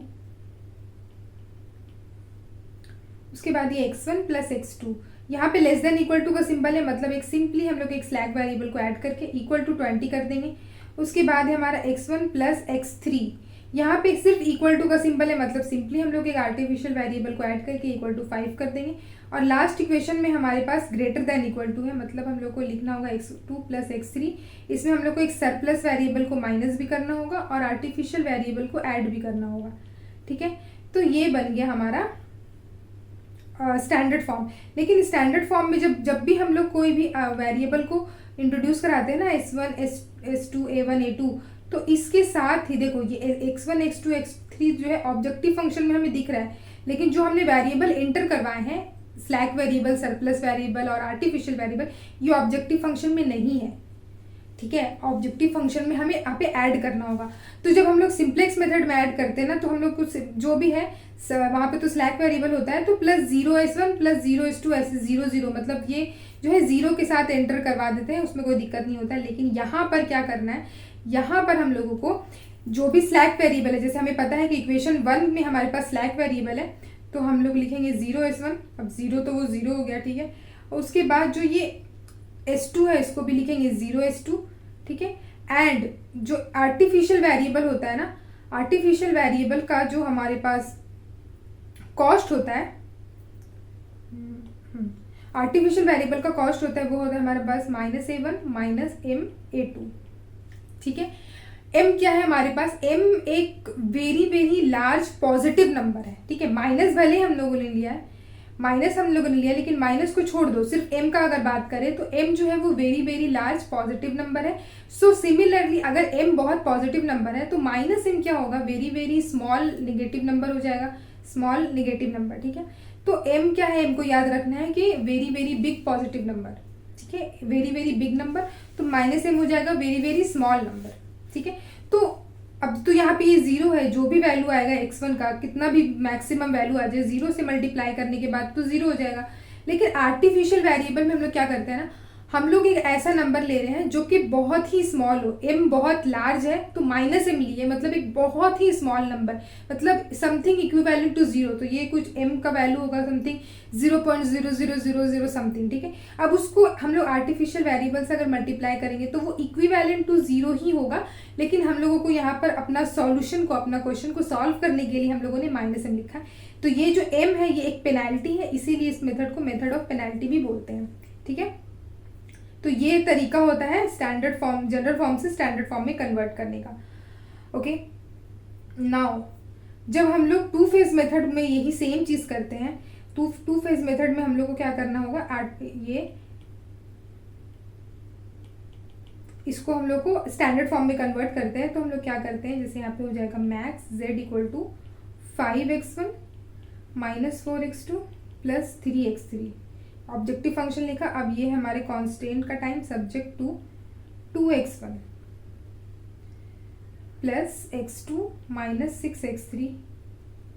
अब यहाँ पर इक्वल टू का सिंबल है तो प्लस एक a1 ऐड होगा। उसके बाद होगा हमारे पास 6x1 plus 5x2 plus 10x3। Less than equal to का सिंबल है तो सिंपली एक स्लैक वेरिएबल को ऐड करके इक्वल टू लगा के 76 लिख देंगे। और 8x1 minus 3x2 plus 6x3। यहाँ पे भी लेस देन इक्वल टू का सिंबल है तो सिंपली एक स्लैक वेरिएबल को ऐड कर देंगे और ये हो जाएगा इक्वल टू 50। और जो भी वेरिएबल है x1 x2 x3 और s1 s2 और a1 सारा जो है ग्रेटर देन इक्वल टू 0 होगा। यहाँ पर क्या करते हैं ना, जब हम लोगों ने बिग एम मेथड किया तो माइनस एम अपना कॉस्ट ले लिया, कॉस्ट कोफिशिएंट। लेकिन यहाँ पे देखो s1 s2 का तो हमें पता है जो होता है वो 0 होता है, 0s1 0s2 करके लिखते हैं। लेकिन जब आर्टिफिशियल वेरिएबल आते हैं ना तो माइनस एम नहीं लिखते। माइनस एम वो बिग एम मेथड के लिए था, यहाँ पे सिर्फ माइनस a1 लिख देते हैं। यानी कि इसका जो कॉस्ट कोफिशिएंट है ये है 1, ठीक है, -1 इंटू a1। तो ये हो जाता है हमारा टू फेज मेथड में, इस तरीके से लिखते हैं। तो ये यहाँ पर डिफरेंस है बिग एम मेथड और टू फेज मेथड में, और बाकी एल्गोरिथम का जो डिफरेंस है ये।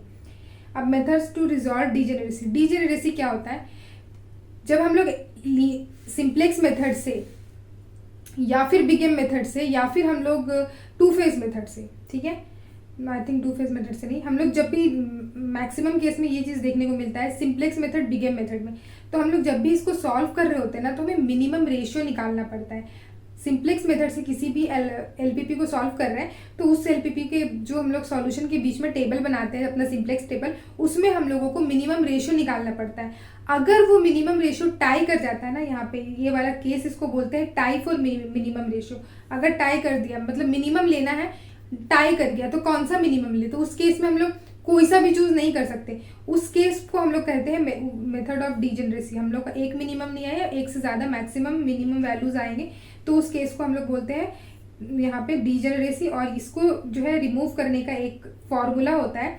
हमने मिनिमम रेशियो निकाला, टाई कर गया, तो अब हम लोग उसको यूज़ नहीं करने वाले। ऐसा नहीं कि कोई सा भी यूज़ कर दे। हमारे पास ये वाली एक फॉर्मूला है, देखिए ये फॉर्मूला है elements of first column of unit matrix. जो भी यूनिट मैट्रिक्स आएगा कॉरेस्पॉन्डिंग एलिमेंट ऑफ की कॉलम। ये चीज़ आप लोग को समझ में नहीं आ रही होगी, जिसको जो लोग नहीं पढ़े हैं वो चीज़, ये वाला चीज़ कॉन्सेप्ट उनको नहीं समझ में आ रहा होगा। बट अगर आप लोग पढ़ लेंगे एक बार किसी भी एक मेथड को, या तो सिंप्लेक्स मेथड को या तो बिग एम मेथड को सॉल्व कर लेंगे, तो समझ में आ जाएगा कि जब मिनिमम निकालते हैं ना, तो मिनिमम निकालने के टाइम पे अगर टाई हो जाए मिनिमम, तो उस केस में हम लोग क्या करते हैं, फिर अपना दूसरा फॉर्मूला यूज करते हैं।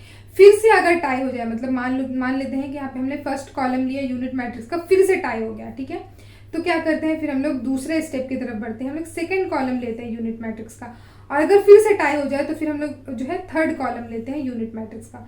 तो ये है हमारा डीजेनरेसी, ठीक है। डीजेनरेसी वाली भी एक कुछ टाइप की प्रॉब्लम्स होती है, ठीक है। ये वाला जो एक प्रॉब्लम है, इस टाइप का प्रॉब्लम मैंने लिया है, आप लोग इसको सॉल्व करना। आई थिंक इस वाले प्रॉब्लम में हम लोगों को डीजेनरेसी देखने को मिलेगा, टाई फॉर मिनिमम रेशियो, ठीक है। उसके बाद है डुअलिटी। देखो डुअलिटी क्या होता है, किसी भी एलपीपी का दो फॉर्म होता है, प्राइमल फॉर्म और डुअल फॉर्म। प्राइमल फॉर्म में हम लोग को एलपीपी दिया हुआ रहता है और डुअल फॉर्म में हमें उसे कन्वर्ट करना होता है, ठीक है। तो हम लोग इसको कन्वर्ट किस केस में करते हैं, मतलब क्या जरूरत पड़ी हमें, हमारे पास ऑलरेडी इतने सारे मेथड्स है, उसे तो सॉल्व कर ही रहे हैं, तो इसकी क्या जरूरत है। देखो अगर हमारे प्राइमल फॉर्म में, मतलब जो क्वेश्चन दिया हुआ है उस वाले में, अगर हमारा लार्ज नंबर ऑफ कांस्टेंट है, कांस्टेंट बहुत सारे और स्मॉल नंबर ऑफ वेरिएबल्स है, कांस्टेंट बहुत है और वेरिएबल बहुत कम है, ठीक है, 2 वेरिएबल है, 10-12 कांस्टेंट दे दिया गया है, उस टाइप के प्रॉब्लम को सॉल्व करने के लिए ना हमारे पास अगर हम लोग उसको डुअलिटी में, मतलब प्राइमल फॉर्म से उसको डुअल फॉर्म में कन्वर्ट करके सॉल्व करें ना, तो हमारा कंप्यूटेशन बहुत ईजी हो जाता है, ठीक है। तो अगर ऐसा प्रॉब्लम आपको दिख रहा है जहाँ पर आपको ऐसा मिला कि कांस्टेंट बहुत ज़्यादा है, मतलब जो इक्वालिटी इनइक्वालिटी वाला है वो बहुत सारे हैं, लेकिन वेरिएबल बस 2 है, x1 x2 है, और इतने सारे इक्वेशन इनइक्वालिटी दे दिया गया है, तो उस केस में आप लोग ये डुअल सिंप्लेक्स मेथड को ये प्राइमल फॉर्म से डुअल फॉर्म में कन्वर्ट करो और फिर सॉल्व करो, ठीक है। और जो फॉर्मुलेशन है डुअल प्रॉब्लम का वो कुछ यहाँ पे मैंने लिखा हुआ है कि पहले क्या करेंगे, change the objective function of maximization into primal and minimization vice versa. मतलब अगर मैक्सिमाइजेशन में है तो मिनिमाइजेशन में कन्वर्ट करना है और मिनिमाइजेशन में है तो मैक्सिमाइजेशन में कन्वर्ट करना है। Number of variables in the primal will be the number of constant in the dual and vice versa. अब देखो ये वाली सारी चीज़ें तो मैंने लिख के रखी है, जिन लोगों को पता है उन लोगों को पता होगा, और जिन लोगों को पता नहीं है वो ये ऐसे पढ़ने से तो बिल्कुल पता नहीं चलेगा आप लोगों को। एक काम करते हैं, एक हम लोग सॉल्व करते हैं। एक हमारे पास एलपीपी दिया हुआ है, ये जनरल फॉर्म है, ठीक है। एलपीपी का जनरल फॉर्म हम लोगों ने देखा था, ये प्राइमल फॉर्म का जनरल फॉर्म है। तो सेम ही है, जैसे एलपीपी हमारे पास होता है जैसे हमने वहाँ पे देखा था, वैसे ही यहाँ पे प्राइमल फॉर्म है और इसका डुअल फॉर्म कुछ इस तरीके से होगा, ठीक है। तो ये जनरल फॉर्म होता है, अगर एग्जाम में पूछा जाए तो आप लोग यहाँ पर से देख के लिख सकते हैं, ठीक है। तो यहाँ पर ये क्वेश्चन है हमारे पास जिसको हम लोग सॉल्व करने जा रहे हैं। तो क्वेश्चन है हमारे पास, write the dual form of the following LPP, z equal to 2x1 plus 5x3 इस तरीके से, ठीक है। अब देखो सबसे पहले क्या करना है ना, हम लोगों को पता है कि यहाँ पे इक्वल टू का सिंबल है। अगर हमें पता है कि अगर ग्रेटर देन इक्वल टू रहे तो उसको हम लोग डुअल फॉर्म में लेस देन इक्वल टू में कन्वर्ट करेंगे, और अगर लेस देन इक्वल टू रहे तो ग्रेटर देन इक्वल टू में कन्वर्ट करेंगे। पर यहाँ पे तो हमें इक्वल टू का सिंबल दे दिया है, ठीक है। अगर इक्वल टू का सिंबल दे दिया जाए ना तो क्या कर सकते हैं, इस वाले इक्वेशन को दो पार्ट में डिवाइड करेंगे। पहला हो जाएगा हमारा same x1 minus x2 plus 3x3। एक बार हम लोग ले लेंगे ग्रेटर देन इक्वल टू 4 और एक बार सेम इक्वेशन को ले लेंगे हम लोग 3x3 less than equal to 4, ठीक है। तो इस तरीके से सॉल्व करने वाले। स्टार्ट करते हैं हम लोग अपने सॉल्यूशन से। सबसे पहले लिखते हैं हम लोग अपना, अच्छा यहाँ पर जो है मिनिमाइजेशन ऑफ z है, तो यहाँ पे हमारा जो सबसे पहला स्टेप होता है ना वो होता है हमारा हमें कैनोनिकल फॉर्म में कन्वर्ट करना, ठीक है। तो लिखते हैं हम लोग कैनोनिकल फॉर्म पहले, जो सबसे पहला स्टेप होता है कोई भी प्राइमल फॉर्म से डुअल फॉर्म में कन्वर्ट करने का, वो होता है कैनोनिकल फॉर्म में कन्वर्ट करना, ठीक है। तो जो मिनिमाइजेशन है वो तो वैसे ही लिख देंगे, हमें पता है कि मिनिमाइजेशन अगर रहा तो उसको लिखेंगे 2x2 प्लस 5x3। हमने पढ़ा था कैनोनिकल फॉर्म अभी कुछ देर पहले, ठीक है। तो अगर मैक्सिमाइजेशन रहता है तो उसके कांस्टेंट में लेस देन इक्वल टू का सिंबल रहता है, लेकिन मिनिमाइजेशन रहता है तो उसके कांस्टेंट में ग्रेटर देन इक्वल टू का सिंबल रहता है, सारे कांस्टेंट में, ठीक है। तो यहाँ पे क्योंकि मिनिमाइजेशन है तो उसके कांस्टेंट में क्या होगा, x1 plus x2 greater than equal to 2, ठीक है, ये ठीक है। उसके बाद है दूसरा, क्योंकि यहाँ पे देख सकते हैं हम लोग लेस देन इक्वल टू का सिंबल है, लेकिन यहाँ पे मिनिमाइजेशन है तो लेस देन इक्वल टू को क्या करेंगे, ग्रेटर देन इक्वल टू में कन्वर्ट कर देंगे। तो इस पूरे इक्वेशन को माइनस से मल्टीप्लाई करके लिखेंगे -2x1 minus x2 minus 6x3, और ये हो जाएगा ग्रेटर देन इक्वल टू 6, ठीक है। और जो लास्ट है हमारा इक्वल टू वाला इक्वेशन, उसको हम लोगों ने दो पार्ट में डिवाइड किया था, एक ग्रेटर देन इक्वल टू वाला और एक लेस देन इक्वल टू वाला। तो जो ग्रेटर देन इक्वल टू वाला है उसको तो वैसे ही लिख देंगे x1 minus x2 plus 3x3, ठीक है, ग्रेटर देन इक्वल टू 4। अब एक लेंगे लेस देन इक्वल टू, तो लेस देन अगर लेंगे तो क्या होगा, -x1 plus x2 minus 3x3 greater than equal to -4। यहाँ पे -6 होगा आई थिंक, -6, ठीक है। ये बन गया और हमारा कैनोनिकल फॉर्म ऑफ एलपीपी, ठीक है। अब इसके बाद क्या करेंगे हम लोग, डुअल फॉर्म में हमें इसको कन्वर्ट करना है, तो लिखते हैं डुअल फॉर्म। अगर आपको एलपीपी ऑलरेडी कैनोनिकल फॉर्म में दी हुई है तो फिर कन्वर्ट करने का कोई जरूरत नहीं, बस ध्यान रखना है कि अगर मैक्सिमाइजेशन का प्रॉब्लम है तो सारा लेस देन होना चाहिए, और अगर मिनिमाइजेशन में है तो सारा ग्रेटर देन करके लिखेंगे। अब ये हो गया, तो ये इजी था। अब इसके बाद है डुअल फॉर्म।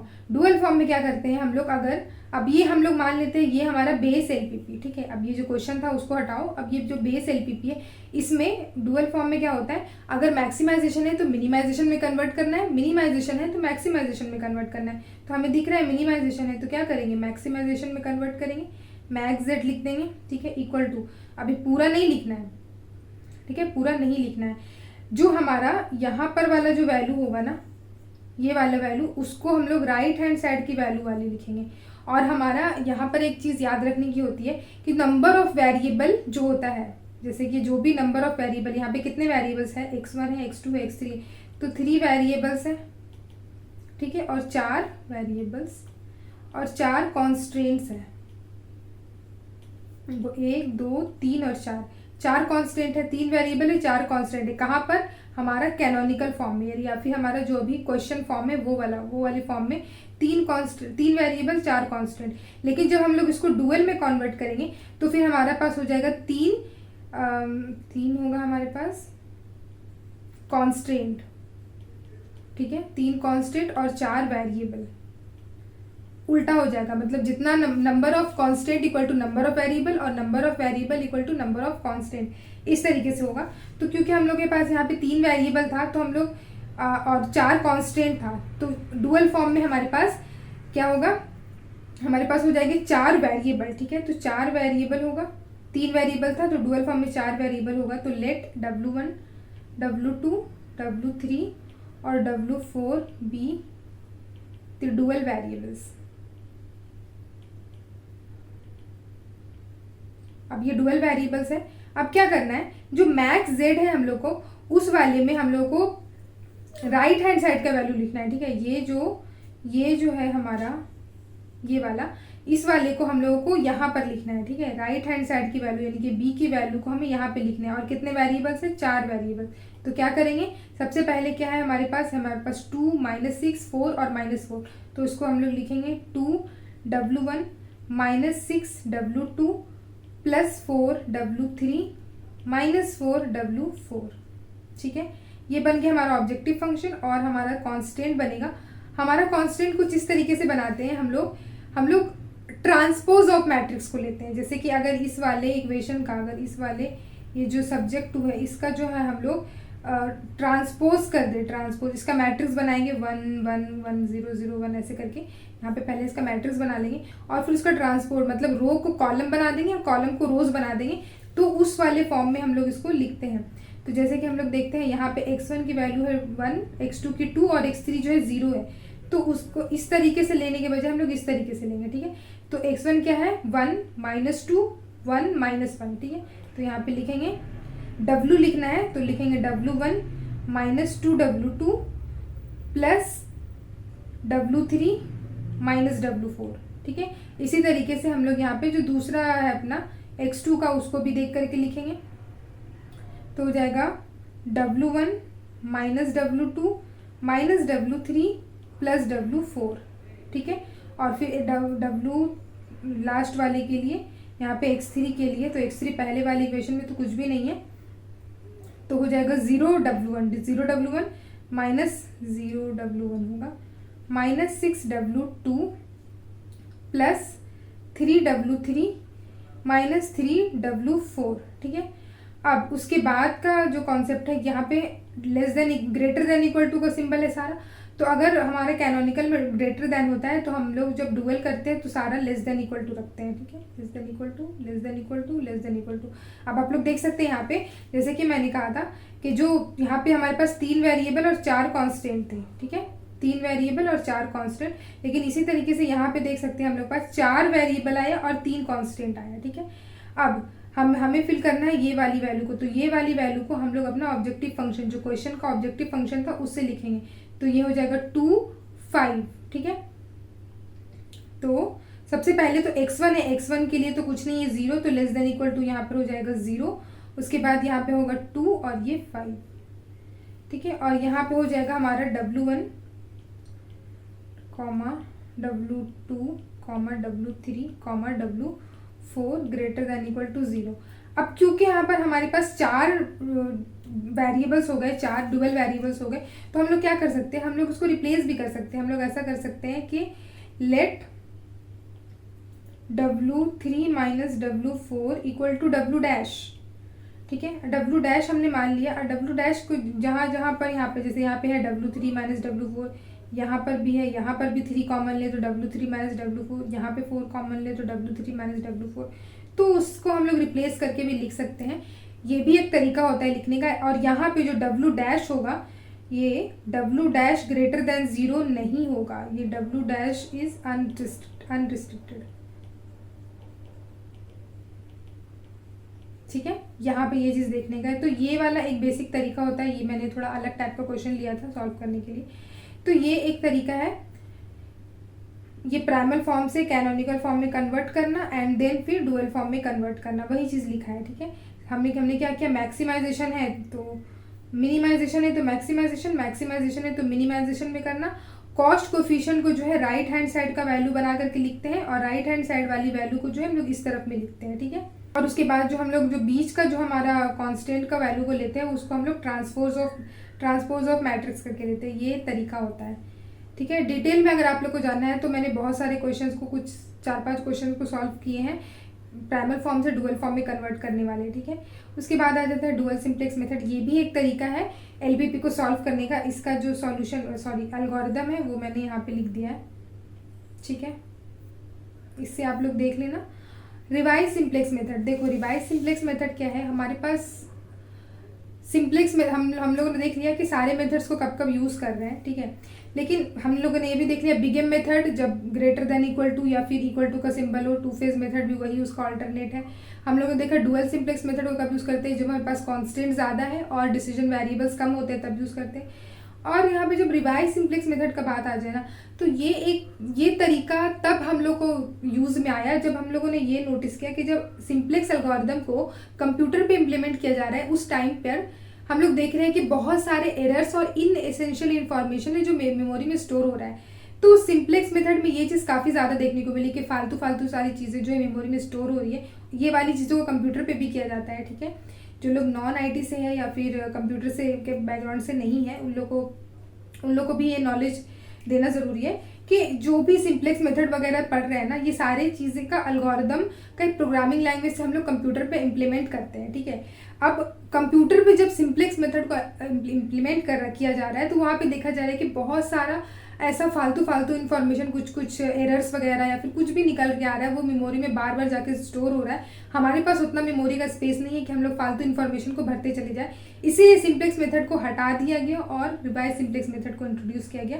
ये वाला तरीका से क्या हो रहा है कि हम लोग सिर्फ रिलीवेंट और इसेंशियल इन्फॉर्मेशन को ही मेमोरी में स्टोर रखते हैं, इसलिए रिवाइज सिंप्लेक्स मेथड को यूज़ किया गया। ठीक है, इसका जो है यहाँ पर इस चीज़ को मैंने काफ़ी अच्छे से समझाया है अपनी वीडियो में, आप लोग देख लेना जा करके। ये कंप्यूटेशनल प्रोसीजर है। ठीक है, सारे स्टेप्स लिखे हुए हैं यहाँ पर। और है लास्ट में integer programming problem. Integer programming problem का यूज़ क्यों करते हैं, देखो जब भी हम लोग कोई एलपीपी को सॉल्व कर रहे हैं, अब तक हमने देखा नॉन निगेटिव रिस्ट्रिक्शन, जो भी डिसीजन वेरिएबल है उसमें क्या होता है x1 x2 greater than 0 greater than 0 greater than 0। पर हमारे पास जो वैल्यू आ रही है ना वो कुछ ऐसे वैल्यू आती है यानी कि 3.5, 4.8, 9.7 ऐसा करके आ रहा है। लेकिन हम लोगों को ना अब जैसे कि कोई रिसोर्स एलोकेशन है, जैसे हमने पढ़ा कि एलपीपी का मतलब क्या है, एलपीपी का मतलब हुआ लीनियर प्रोग्रामिंग प्रॉब्लम में रिसोर्स के एलोकेशन करना। ठीक है, तो रिसोर्स कोई ऐसा रिसोर्स है जैसे कि मशीन है, हम लोग मशीन का एलोकेशन कर रहे हैं और वो मशीन को हम लोगों ने एक वेरिएबल, डिसीजन वेरिएबल x1 माना है। अब वो x1 की वैल्यू 3.5 आ रही है, तो इज इट लाइक 3.5 कोई मशीन हो सकता है? हमें जानना है कि कितनी मशीन ऐड करे कि हमारा मैक्सिमम प्रॉफिट हो, और वो मशीन की वैल्यू 3.5 आ रही है। तो 3.5 ये एक डेसिमल वैल्यू है, हमें इंटीजर में वैल्यू चाहिए होता है। ठीक है, हमें नहीं चाहिए 3.5 से, हमें कोई मतलब नहीं है। अगर हम लोग यहाँ पे सोचे यार राउंड ऑफ करके भी तो ले सकते हैं, या तो 3 ले ले या तो 4 ले ले, देखो ये एक ऑप्टिमल तरीका नहीं होता है। ठीक है, या तो 3 या तो 4 नहीं ले सकते, वो फिर फिजिबिलिटी को वायलेट करेगा वो सॉल्यूशन, और वो सॉल्यूशन ऑप्टिमल भी नहीं होगा, तो वैसा नहीं कर सकते। हम लोगों को प्रॉपर अपना इंटीजर वैल्यू चाहिए। तो जब भी हम लोगों को डिसीजन वेरिएबल बोल देना कि ग्रेटर देन 0 भी है लेकिन इंटीजर भी होना चाहिए, क्योंकि हम लोग यहाँ पर कोई ऐसे लूज कोई चीज़ों की बात नहीं कर रहे, हम लोग एक मशीन की या फिर कोई ऐसे चीज़ों की बात कर रहे हैं जो इंटीजर वैल्यू है। तो उस केसेस में ना हम लोग क्या करते हैं, एक जो डिसीजन वेरिएबल है जिसको इंटीजर माना गया उसको हम लोग इंटीजर डिक्लेयर कर देते हैं। अब जैसे मान लो 10 नहीं, चलो 3 डिसीजन वेरिएबल है। ठीक है, 3 डिसीजन वेरिएबल में हमारे पास यानी कि 3 रिसोर्सेज है। अब तीनों रिसोर्सेज को क्या करना है, हमें एलोकेट करना है। अब एक है हमारे पास नंबर ऑफ मशीन, दूसरा है हमारे पास कुछ लूज सामान जैसे कि शुगर वगैरह। ठीक है, और शुगर की प्रोडक्शन हो रही है समझ लेते हैं। और उसके बाद नंबर ऑफ मशीन है x1, फिर शुगर है और उसके अलावा और भी कुछ x3 भी है। ठीक है, तो x1 जो है वो हमारा मशीन है, x1 इंटीजर होना चाहिए, लेकिन x2 क्या है ना, वो शुगर है, वो कितना kg में आएगा, 2.5 kg 2.6 kg भी चल जाएगा। ठीक है, तो हम लोग को x2 को रिस्ट्रिक्ट नहीं करना है, x2 हमारा इंटीजर नहीं भी हो तो चलेगा, ग्रेटर देन इक्वल टू 0 होना चाहिए। तो ऐसा 2 एलपीपी आता है, एक होता है जिसमें सारे डिसीजन वेरिएबल को हम लोग इंटीजर बोलते हैं, और एक आता है जिसमें हमारे पास कुछ डिसीजन वेरिएबल हो जाए वो इंटीजर हो। तो 2 टाइप का प्रॉब्लम आता है। तो जिसमें सारे ही डिसीजन वेरिएबल को बोल दिया जाए कि वो इंटीजर है, उसको बोलते हैं हम लोग प्योर आईपीपी, ठीक है, उसको हम लोग बोलते हैं प्योर आईपीपी। और जिसमें हम लोग बोलेंगे कि कुछ डिसीजन वेरिएबल इंटीजर है और कुछ नहीं है, उस टाइप के एलपीपी को हम लोग बोलते हैं मिक्स्ड इंटीजर प्रोग्रामिंग प्रॉब्लम।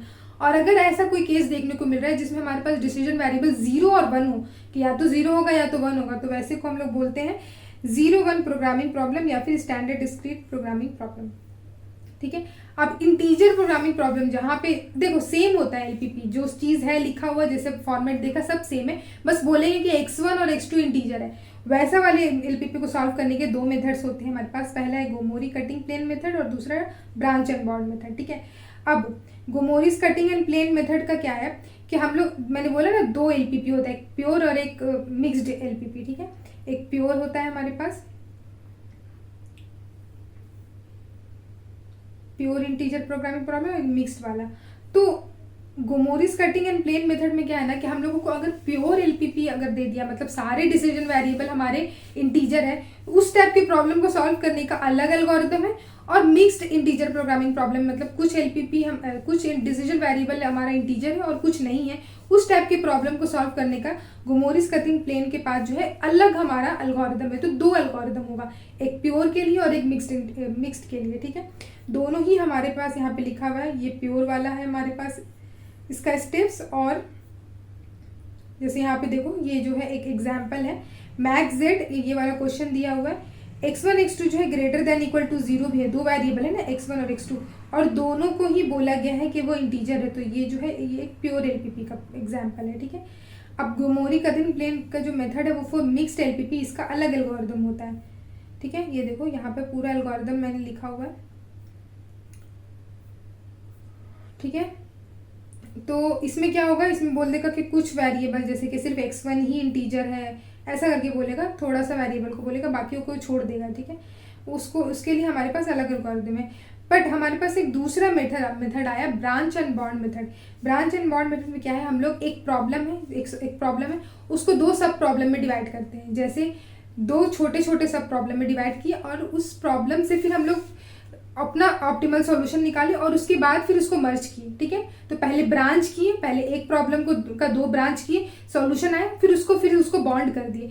तो ऐसा करते हैं हम लोग ब्रांच एंड बॉन्ड मेथड में। काफ़ी लेंदी प्रोसेस रहता है इसका, आपका एग्जाम में भी अच्छा खासा टाइम जाता है इस वाले प्रॉब्लम को सॉल्व करने में। मैंने एक प्रॉब्लम को इसको सॉल्व किया था, लेकिन 2 डिसीजन वेरिएबल वाला, क्योंकि 3 वाले को सॉल्व करते तो वो और भी ज़्यादा लंबा प्रोसेस चला जाता। 2 डिसीजन वेरिएबल वाले को आप ग्राफिकल मेथड से भी कर सकते हो, बट मैंने ब्रांच एंड बॉन्ड मेथड दिखाने के लिए उसको सॉल्व किया हुआ है, आप लोग उसको वीडियो को देख सकते हो, ठीक है। तो ये है ब्रांच एंड बॉन्ड मेथड। इसमें क्या है ना कि प्योर आईपीपी और मिक्स्ड आईपीपी का अलग अलग प्रोसेस नहीं है। कोई भी आईपीपी रहे, आप प्योर रहे या फिर मिक्स्ड आईपीपी रहे, कुछ भी रहे, आप लोग डायरेक्ट ये वाला एक ही मेथड है, एक ही इसका स्टेप्स है, इसको यहाँ पर अप्लाई करो और इसको सॉल्व कर दो। जहाँ पे देखो एक प्रॉब्लम है और उसके 2 सब प्रॉब्लम्स निकल करके आए, ठीक है, इस तरीके से। तो फिर दोनों को सॉल्व करो। आई नो कि एक को ही सॉल्व करने में बहुत ज़्यादा टाइम लग जाता है, फिर 2 को सॉल्व करो, उसके बाद फिर से इसको डिवाइड करो सब प्रॉब्लम। यहाँ पर जैसे सब प्रॉब्लम 3, 4 में और यहाँ पर 5 और 6 में, ऐसे करके करते जाओ। उसके बाद फिर उसका बॉन्डिंग करो। ये होता है हमारा ब्रांच एंड बॉन्ड मेथड, ठीक है। अब समरी देख लेते हैं। फाइनली हमारा आज की वीडियो खत्म होने वाली है, ठीक है। समरी में हमने क्या देखा, introduction to LPP, general form, canonical form, standard form और मैट्रिक्स फॉर्म, उसके बाद डिसीजन वेरिएबल और ये इतने सारे सॉल्यूशंस, ठीक है। ग्राफिकल मेथड में हमारे पास होता है unique optimal solution, infinite, unbonded और नो फिजिबल सॉल्यूशन। पर ये ग्राफिकल मेथड में नहीं, बाकी सारे में भी होता है, बट मैंने लिख दिया है कि ये वाली चीज़ें जो है मैक्सिमम इस वाले ही क्वेश्चन से पूछी जाती है, ठीक है। सिंप्लेक्स मेथड हमें पता है कि जब भी 3 डिसीजन वेरिएबल रहे तो सिंप्लेक्स मेथड को यूज़ करेंगे, 3 या 3 से ज़्यादा। बिगेम मेथड और 2 फेज मेथड को हम लोग यूज़ करते हैं जहाँ पे हमारा एलपीपी में ग्रेटर देन इक्वल टू या फिर इक्वल टू का सिंबल होता है, तो फिर हम लोग उसको सिंप्लेक्स मेथड से सॉल्व नहीं कर सकते, हमें ये दोनों में से अप्लाई करना पड़ेगा। कोई भी अप्लाई करके हम लोग यूज़ कर सकते हैं। ये वाला जो मेथड होता है, अगर कोई भी टाई कर जाए हमारा मिनिमम रेशियो, तो फिर हम लोग उसको डीजेनरेसी के स्टेप से सॉल्व करते हैं। डुअल सिंप्लेक्स मेथड और डुअलिटी का कॉन्सेप्ट हम लोग इसलिए यूज़ कर रहे हैं क्योंकि अगर हमारे क्वेश्चन में कॉन्स्ट्रेंट बहुत ज़्यादा है और वेरिएबल कम है, कॉन्स्टेंट बहुत ज़्यादा है और वेरिएबल कम है, तो उस टाइप के प्रॉब्लम को हम लोग क्या करते हैं, प्राइमल फॉर्म से डुअल फॉर्म में कन्वर्ट करते हैं और सॉल्व कर देते हैं। इसीलिए हम लोग डुअलिटी का कॉन्सेप्ट को यूज़ करते हैं। रिवाइज सिंप्लेक्स मेथड को हम लोग इसलिए यूज़ करते हैं कि जब सिंप्लेक्स मेथड को हम लोग कंप्यूटर पे इम्प्लीमेंट करते हैं तो उस केस में हम लोग देखते हैं कि बहुत सारे इनएसेंशियल इन्फॉर्मेशन मेमोरी में स्टोर हो रहे हैं जो कि हमारा कोई यूज़ का नहीं है, मेमोरी का स्पेस बढ़ रहा है फालतू में। तो इसीलिए हम लोग रिवाइज सिंप्लेक्स मेथड को यूज़ करते हैं। इसको यूज़ करने से क्या होता है कि जो सिर्फ इसेंशियल इन्फॉर्मेशन मेमोरी में स्टोर होते हैं, मेमोरी का स्पेस बचता है और हमारा टाइम भी कम जाता है। ठीक है, इंटीजर प्रोग्रामिंग प्रॉब्लम में आता है गोमोरिस कटिंग मेथड, प्योर और मिक्स्ड आईपीपी और ब्रांच बॉन्ड के लिए। ये मेथड हम लोग इसलिए यूज़ करते हैं कि अगर हमारा जो डिसीजन वेरिएबल है अगर वो बोल दिया जाए कि इंटीजर है, अगर इंटीजर बोल दिया जाता है तो फिर हम लोग यहाँ पर कोई सा भी ग्राफिकल मेथड या फिर सिंप्लेक्स या फिर बिग एम, टू फेज, ये सब हम लोग नहीं लगा सकते। ये सारा जो है वो सिर्फ ग्रेटर देन इक्वल टू वाले केस में आता है। यहाँ पर हम लोग क्या लगाते हैं, इंटीजर प्रोग्रामिंग प्रॉब्लम, जिसमें आता है Gomory's cutting and plane method pure के लिए, और मिक्स के लिए अलग अलग एल्गोरिथम है, और ब्रांच एंड बॉन्ड मेथड। ठीक है, तो ये सारी चीज़ें आप लोगों को मैंने बताई है। तो गाइज ये वीडियो काफ़ी ज़्यादा लंबा बन गया है, काफ़ी ज़्यादा लंबा बन गया है। अगर आप लोग अभी तक वीडियो को वॉच कर रहे हैं और इस छोड़ करके नहीं गए, स्किप करके नहीं गए हैं, तो प्लीज़ एक कमेंट ज़रूर ड्रॉप कर देना। ठीक है, नेक्स्ट वीडियो भी हम लोग ऑपरेशन रिसर्च के और भी चैप्टर्स को देखेंगे, और भी चैप्टर्स की इंट्रोडक्टरी वीडियो देखेंगे। एंड मैं कोशिश करूँगी कि इतना लंबा वीडियो ना बनाएं क्योंकि क्योंकि एलपी भी एक्चुअली बहुत ज़्यादा लेंदी टॉपिक है, इतनी सारी चीज़ों को डिस्कस करना। बट ठीक है, मैं कोशिश करूँगी थोड़ा शॉर्ट फॉर्म में ही बताया जाए अगर आप लोग रिविज़न कर रहे हैं तो। एनीवेज, अगर आप लोग वीडियो अभी तक देख रहे हैं तो प्लीज़ वीडियो को लाइक करना, और अगर अभी तक सब्सक्राइब नहीं किया है तो प्लीज़ चैनल को सब्सक्राइब करके नीचे कमेंट ज़रूर से कर देना, और अगर आप लोग चाहें तो अपने दोस्तों के साथ ये वीडियो को शेयर कर सकते हैं। Fine, so thank you so much guys for watching this video. See you in the next video.